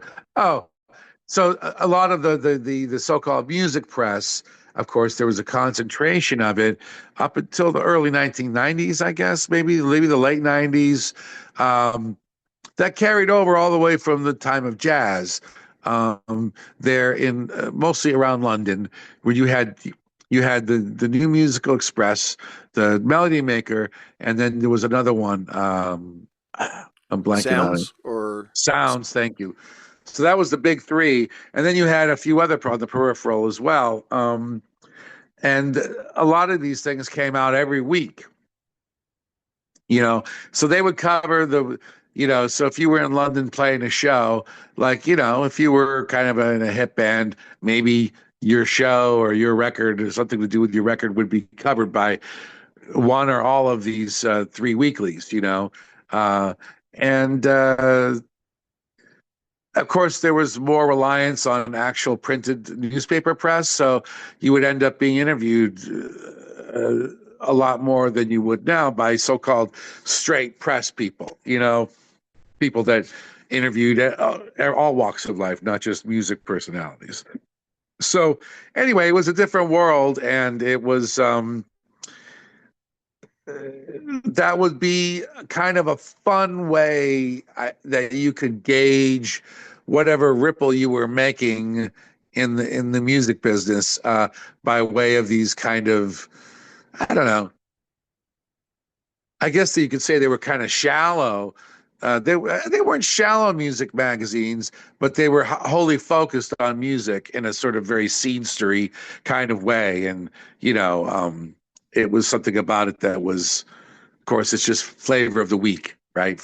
You know, a lot of flavor of the week. And so one week you were king of the heap, and then the next season you come through, it's like, oh no, you're not needed anymore. You know, like you didn't hear about the musical revolution that happened last week.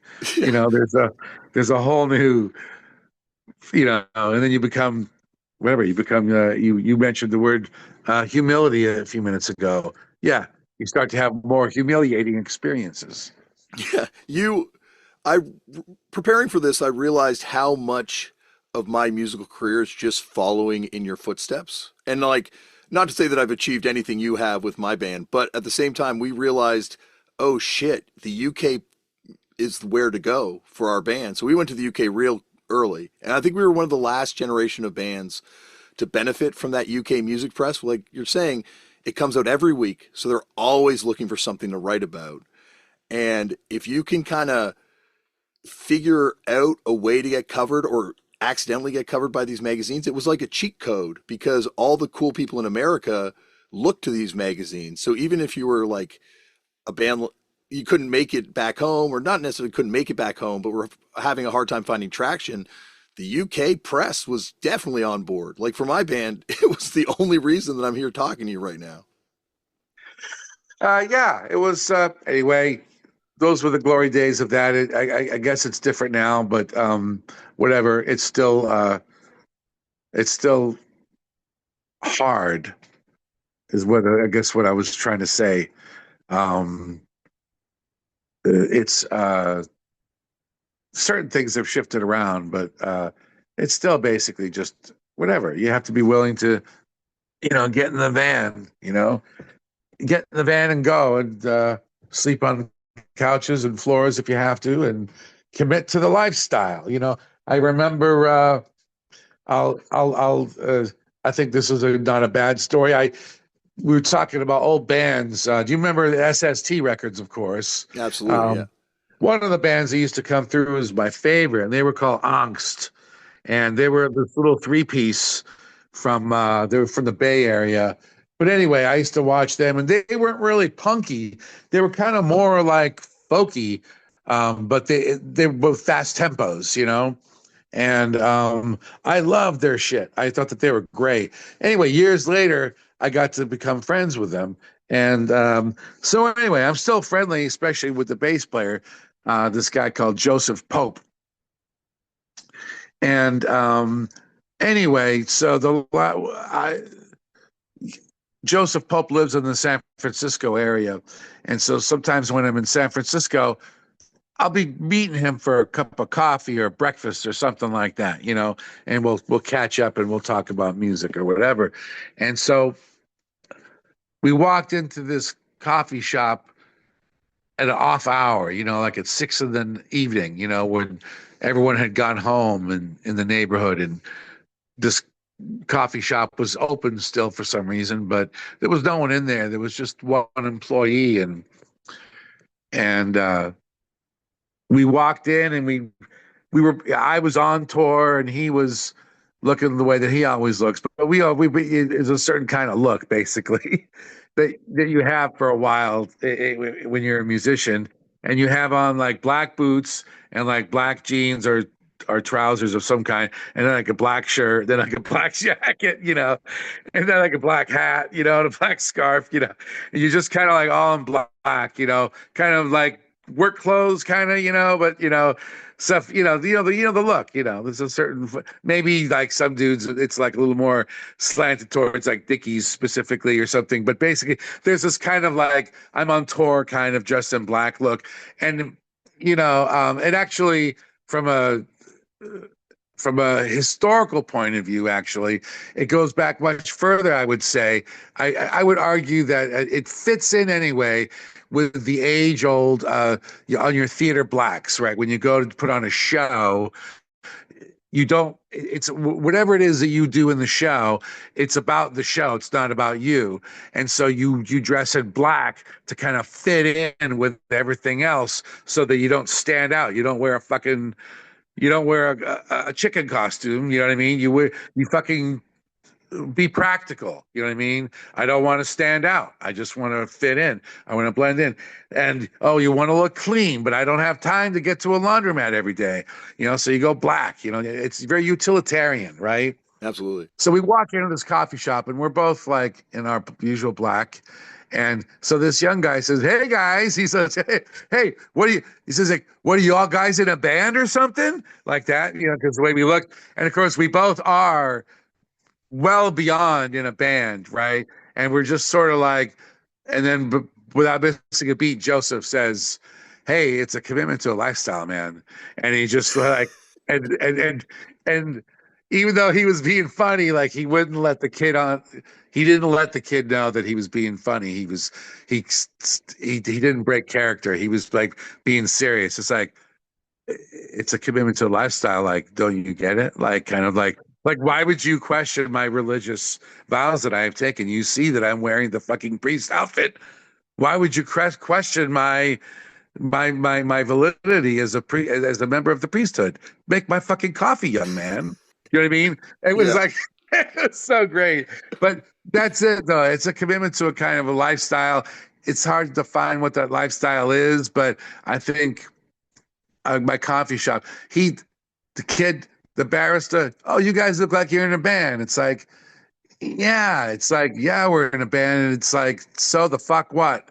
You know what I mean? It's like either you get this or you don't get this. You know what I mean? And it's like, don't, just because you got musical ideas and you got opinions or whatever, you need to go you need to go up to the front of the room, to where the fire pit is, and take the mic. You have the mic. Show us what you can do.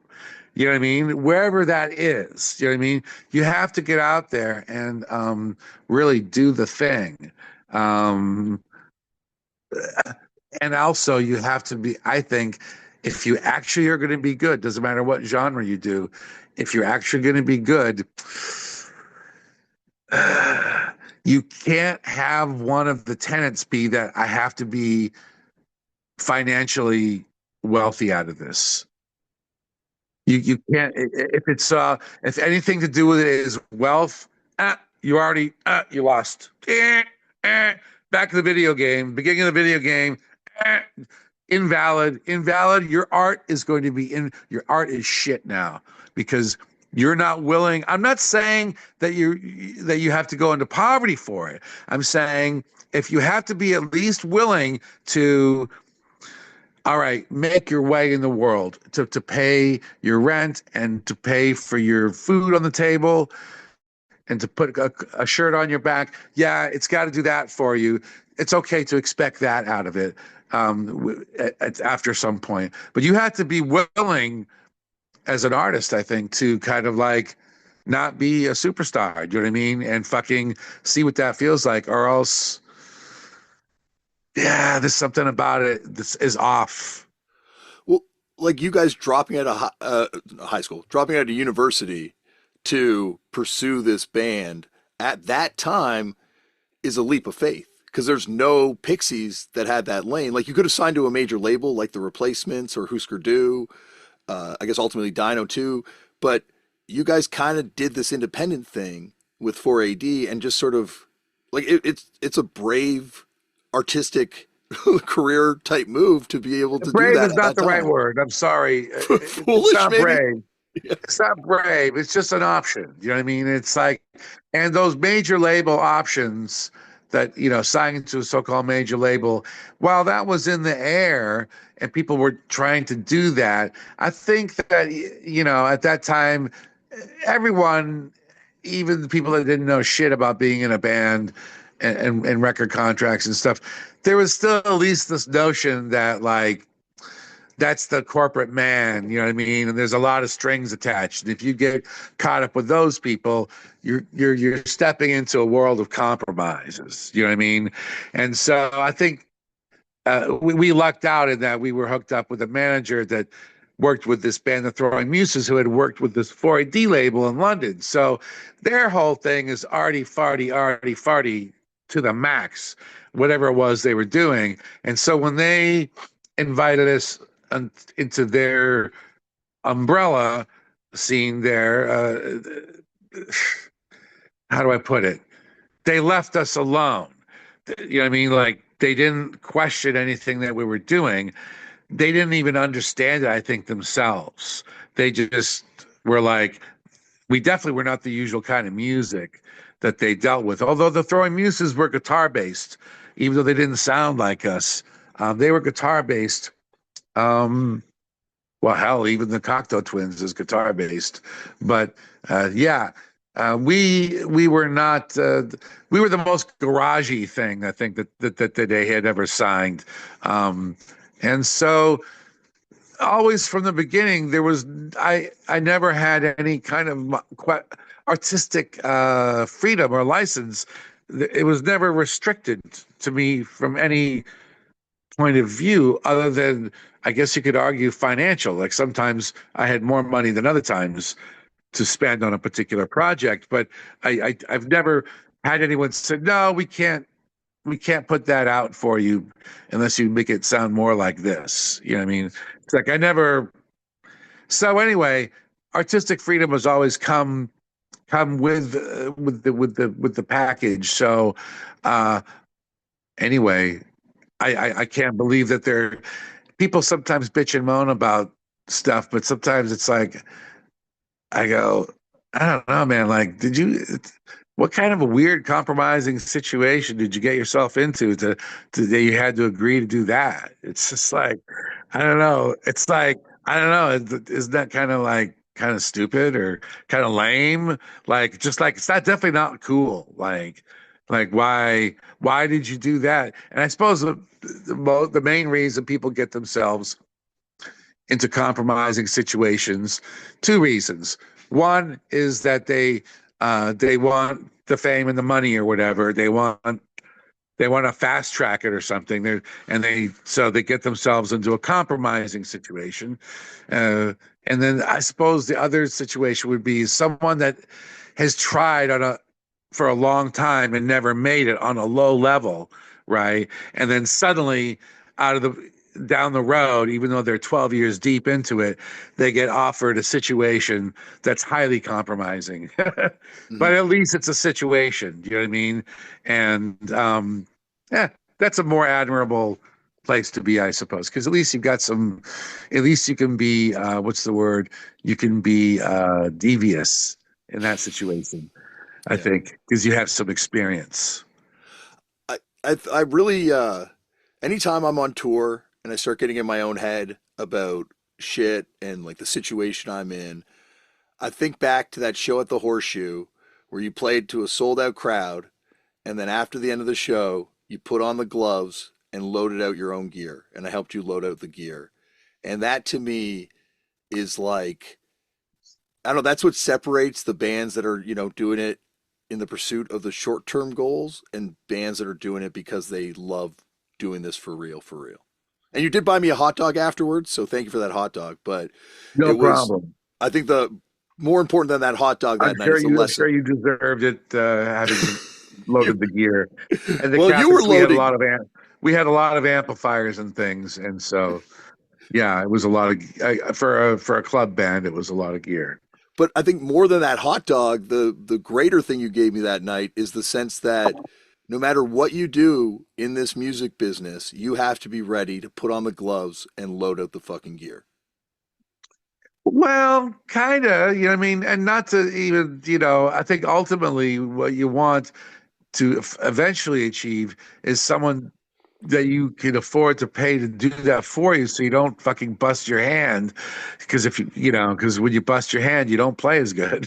Oh, don't get me wrong. If fucked up's You ever in a know? position to hire someone to do it for me, I am hiring that person. Yeah, But it's definitely thing. But yeah, it definitely there's a kind of separate the wheat from the chaff kind of moment where it's like, yeah, if you're not willing to like hump the gear around, then whatever. I don't know. That's fine, but I don't know. I guess I guess you're not a real rock and roller. Is all I'm trying Yeah, to say. yeah. You're not jamming in Kano if you're not loading that gear sometimes or Right, something. right.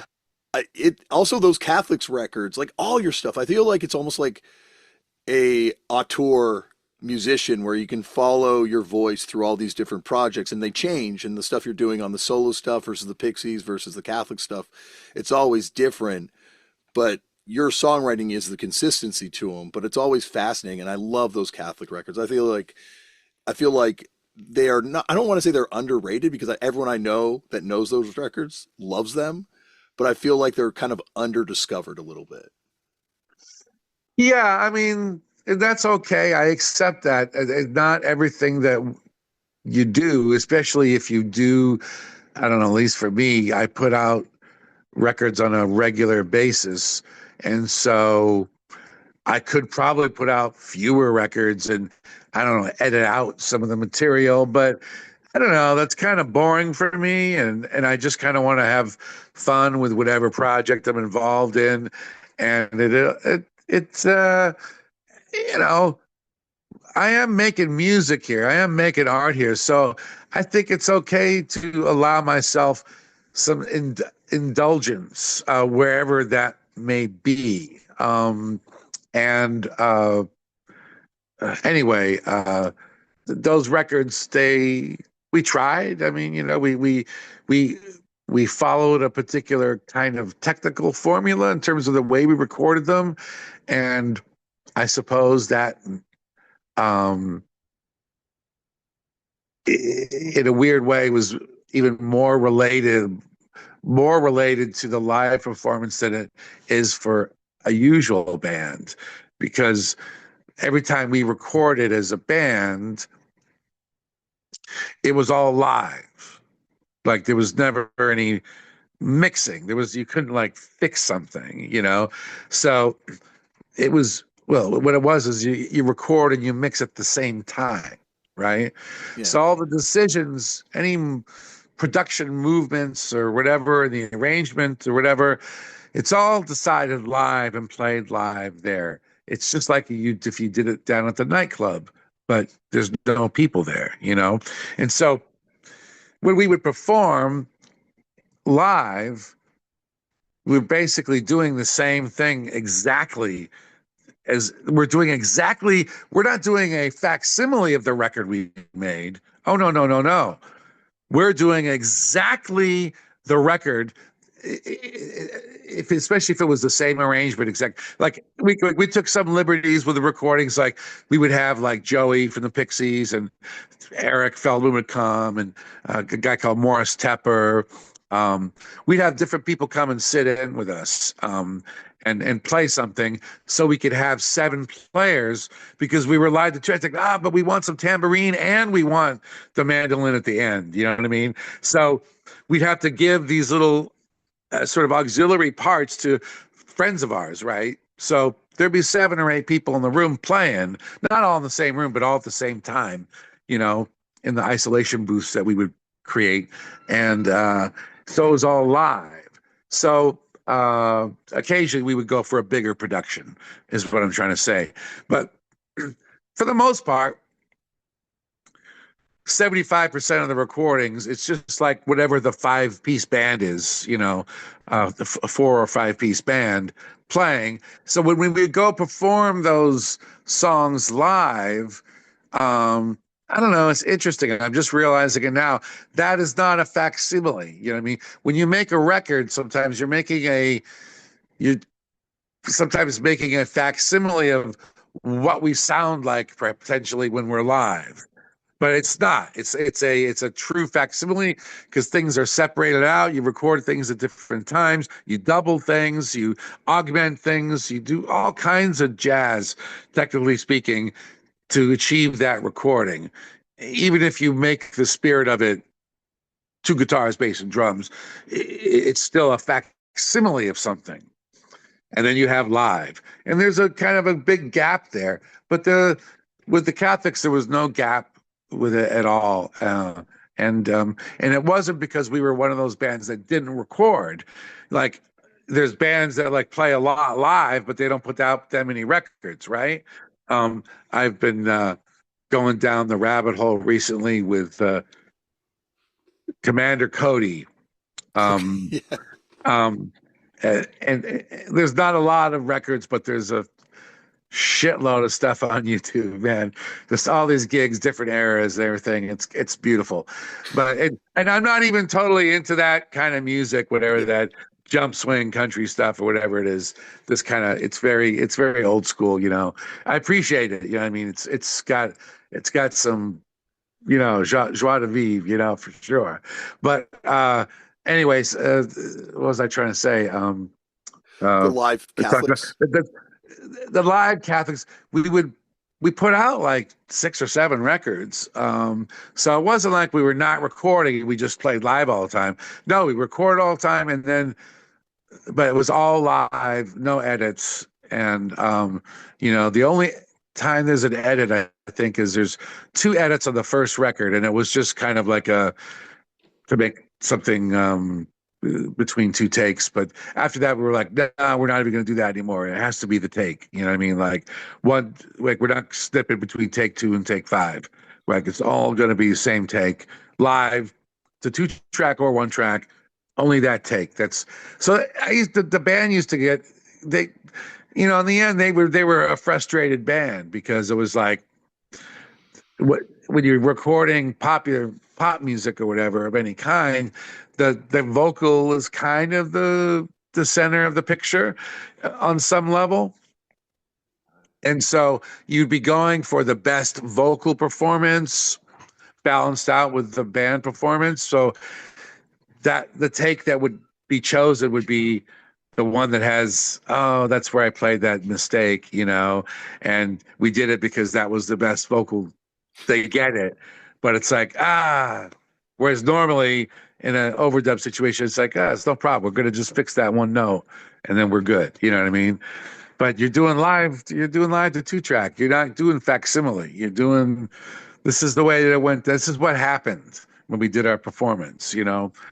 And anyway, I love making records like that. I don't I haven't gotten the Pixies to really do that other than one time when we first got back together. We did a Warren Zevon song at some little studio in Austria, probably for like a Warren Zevon compilation, and I think we kind of all played live, and we did the whole thing live, vocals and everything. It wasn't live to 2 track, but it was something that was mixed, but it was fully live. It was no overdubbing, and I enjoy that prepares me a lot. Those Catholics records for I've made not particularly successful so-called Nashville records, but I've made a handful of records over a couple of different times in Nashville, utilizing a lot of people that work there. Very, you know, uh, highly, you know, experienced group of musicians, you know, and performing or recording with those people sometimes I can be a little bit intimidating, you know, because it's like, fuck, it's like that's the guy from man, he's like, you know, they're like people that played with everybody and they're really, really good, you know. And so, and who am I? I'm just like this like alternative rock hybrid thing from the East Coast. You know what I mean? It's like I'm to them, I'm probably like, An alien. what is this? Is this Yeah. like real music? What is this? You know? Yeah. Anyway, yes, I found it intimidating working with those people, but uh, making all those Catholics records really helped me to hold my own, even though I wasn't as slick or didn't have as much prowess. I did actually build a lot of muscle, singing wise, and in my forearms, and kind of like tempos, following tempos, and kind of like, so I could lock into their slick world, like not bad. Like I kind of was like, oh, so like my guitar take was okay, and my vocal take was okay, and I didn't, like, oh no, you're. So that was I'm that was without trying really, I got better Mhm. because we had that limitation of having to only record live, so you just kind of like naturally got better and better and better and better at doing it because you had to do it over and over and over and over. Well, it definitely makes for a killer live band. Like those shows at the Horseshoe are some of my favorite shows I've ever gone to. Just because I guess like the whole thing, even the recorded experience, is about the live experience, right? Like the way you're preparing these songs in the studio, like you don't have any of the tricks like you were talking about to hide behind like you normally do on a record. Like you've got to present the same thing people are going to see live. So you're writing these songs for the live experience. Um, yeah, I mean, not for the live experience because when we were making the record, we're making the we're making the record for the record. Like we're trying to make as good a record as we can. Like we're totally focused on the whole idea that we're making a record. There's not really any notion of like what's it going to be like when we go play live. There's not. It's We're in the moment making a record, but it just so happens that our live performances is exact most of the time exact replica of what we did already in the studio. And so that's interesting because it's usually a couple steps in between, that facsimile of a studio recording and what you do when you're recording, when you're performing live. So I think that's the way it is for a lot of people. Uh, but anyway, not in the Catholics. We relied the 2-track and we lifted our own gear and hey, kid, have a hot dog on me. It's all right. Yeah. But hot dogs for fat kids in Toronto. As long as we could find a good deal in a hotel in Toronto, we would stay there. We got to stay there for a week. And then like I don't know what the deal was, but they probably took the bar and we probably took the door. You know what I mean? It was like a common sense door deal because they knew that we were going to fill it up and that people were going to drink. You know what I mean? So everybody was making money. We would find there's a shitload of hotels in Toronto, so we would find the one that was giving us the deal, probably the one that had construction going on, right? Right. I don't know why, man. They got suites, but it's fucking $68, man. And we'd find like, oh, because there's like construction on. But you would at least get to have not live like a rock star, but it was pretty good. It's like you didn't have to drive anywhere or go anywhere, and you could just kind of live in Toronto for a week. We would play there for 6 nights, and we didn't have to move our gear every night. You know what I mean? And it was relaxing, and we could dig in. We all liked playing long sets, so we could play a nice long 2-hour set and enjoy the music and try to get better at what we were doing. And yeah, it was a good time.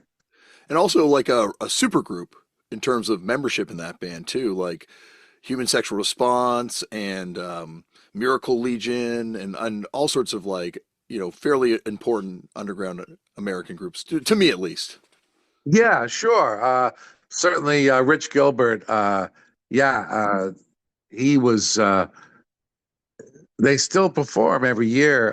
My ex-wife and my brother like to go to see them when they do these reunion shows at New Year's or whatever. I've seen a couple of them with the Human Sexual Response, who are fantastic. But then the offshoot group from Human Sexual Response of the Zulus, the Pixies. We used to play a lot with the Zulus when we first started at Boston, and they were like one of the good bands. They were like they they were they were great. It's the singer, the main one of the singers from uh, Human Sexual Response with the same drummer and the same guitarist, Rich Gilbert. Um, but So it was stripped down more, just one guitar, bass, and drums. And yeah, Rich Gilbert is he's like an amazing uh, personality to be around, and his his playing and his personality are very. There's a lot of overlap. But I say this very lovingly, like he's the only person I've ever full on thrown a mic stand at across the room studio. But also, we kissed and made up like immediately thereafter. It was, but like he's like a fiery guy, you know what I mean? And he'll fucking play, and if he plays some fiery guitar, and he plays some fiery pedal steel guitar, and he's just like it's fiery piano, you know. He's like he's just he's all in. He's totally. What is it? Do you want me to play on? What is it you want me to do?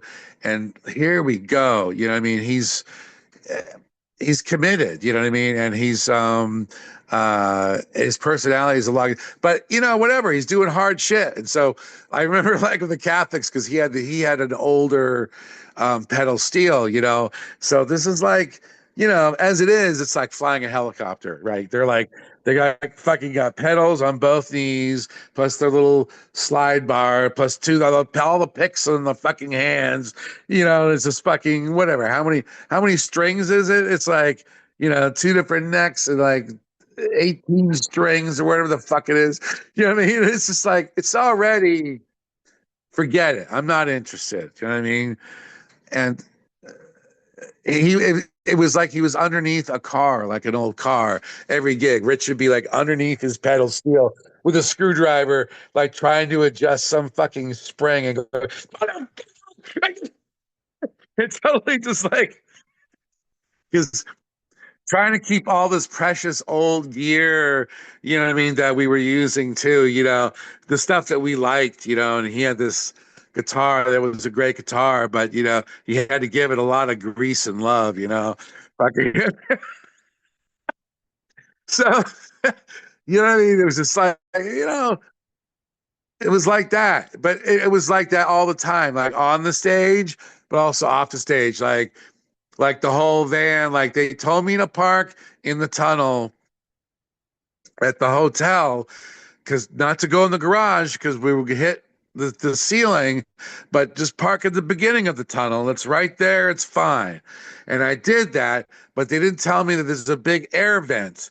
And so like I go like I what do? You call Dave McCaffrey, the bass player in the Catholics, and be like, this is in Marseille, France. So I'm like, the whole cargo van has gone down inside this air vent, like one whole wheel, because that's where they told me to park. Because if I go another 6 inches, then I rip the whole fucking ceiling off of it, right?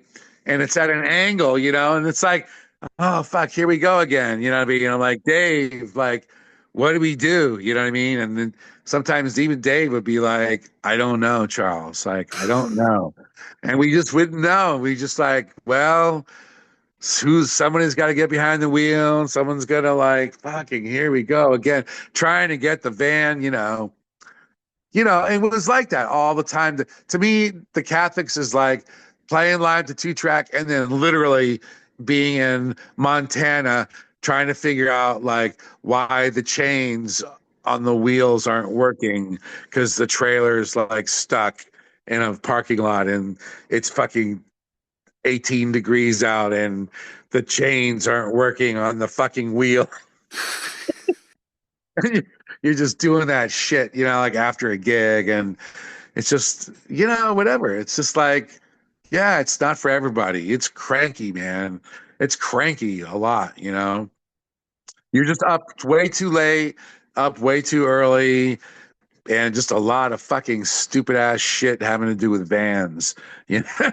Yes. I'll leave you with this one story. I've talked a long time, but I love to tell it. Being a musician, we talked about YouTube earlier, and being able to watch all these old clips and how because you have some experience yourself of being in a band, you see things that other people don't see. And so there was a gentleman who used to be Freddie Fender's bass player, a very large dude. I can't remember what his name is, but he would make sure that Freddie had his Diet Coke on the drum riser, and maybe he was kind of like not the, whatever. He was the guy who looked over at the monitor guy and said, "More vocal in the wedge," meaning for Freddie. He took care of Freddie. Yeah. He's the bass player, right? So I'm watching him at the Ventura Theater. I love Freddie Fender Band, man. I fucking love these guys. So I'm watching Freddie, man. He's like talking to the crowd. The PA's squeaking because it's feeding back because it's like they're using some house guy, and and it's echoey, and it's some technical problems going on, and everyone's dealing with it very professionally though. Audience, they're already half in the pocket, man. They're already fucking cranked. They don't care. Everyone's there to dance and have a good time. It's Freddie Fender. So the bass player guy, I'm like watching him going, oh my God, he's talking to the pedal steel player in the middle of the song. I'm going, well, something's going on. What's going on? Everyone up there, hello, ladies and gentlemen. It's wasted days and wasted night. So they're playing all these one half the other, but right in the middle of it, the big dude who's like in charge, he's talking to the pedal steel guy, and he's going, and I'm going, and I said to my girlfriend, I go, look. She's like, what? I'm like, I said, there's something going on. So sure enough, 5 seconds later, man, they don't even miss a beat, man. The pedal steel guy stands up, grabs the bass off the bass player, right? And the bass player, he goes off stage. They just continue the song, right? They just continue. Freddie doesn't even notice that this is going on, right? They fucking switch instruments in the middle of the fucking show because there's something going on. I'm going, oh man. I said, the van's about to get towed. That's what it is. It's something like that. It's like he had to go. He had to go. It was important. Whatever it was, whatever, the drugs arrived. I don't know what the fuck it was. Something important enough for him to like eject from the bass player's chair in the middle of the fucking set without missing a beat. And then sure enough, 10 minutes later, he was back. He had sorted it out.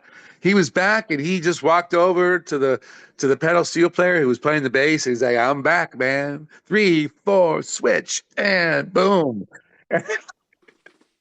No one even noticed. I'm like drunk as a skunk, and I'm going, you guys don't get it, man. Like, he just saved the day. He went, the van was gonna get towed, and they were playing music, and I'm watching this, and I'm just so entertained by it. And of course, anyway, I love that shit. But anyway, when you have to live that shit, you have to be willing to live that shit. And yeah, sometimes it does get a little tiring, I suppose. But God bless Mike Watt, man. Oh man, fucking Yes. man. I will leave you with a YouTube viewing. Check out the Queers playing the show where the bass player gets into a fist fight with a guitar player and they replace the bass player mid-set without stopping the song. Oh wow, is it on YouTube? It's on YouTube. It's an unbelievable performance. Oh, I love that shit. I love that shit. Yeah. This has been unbelievable. And anytime, Frank, you want to come back on this podcast, I'd even ask you about the Stax Pistols and talk about punk, art, religion. You are always welcome. Oh, thanks. Any old time, man. It's fun.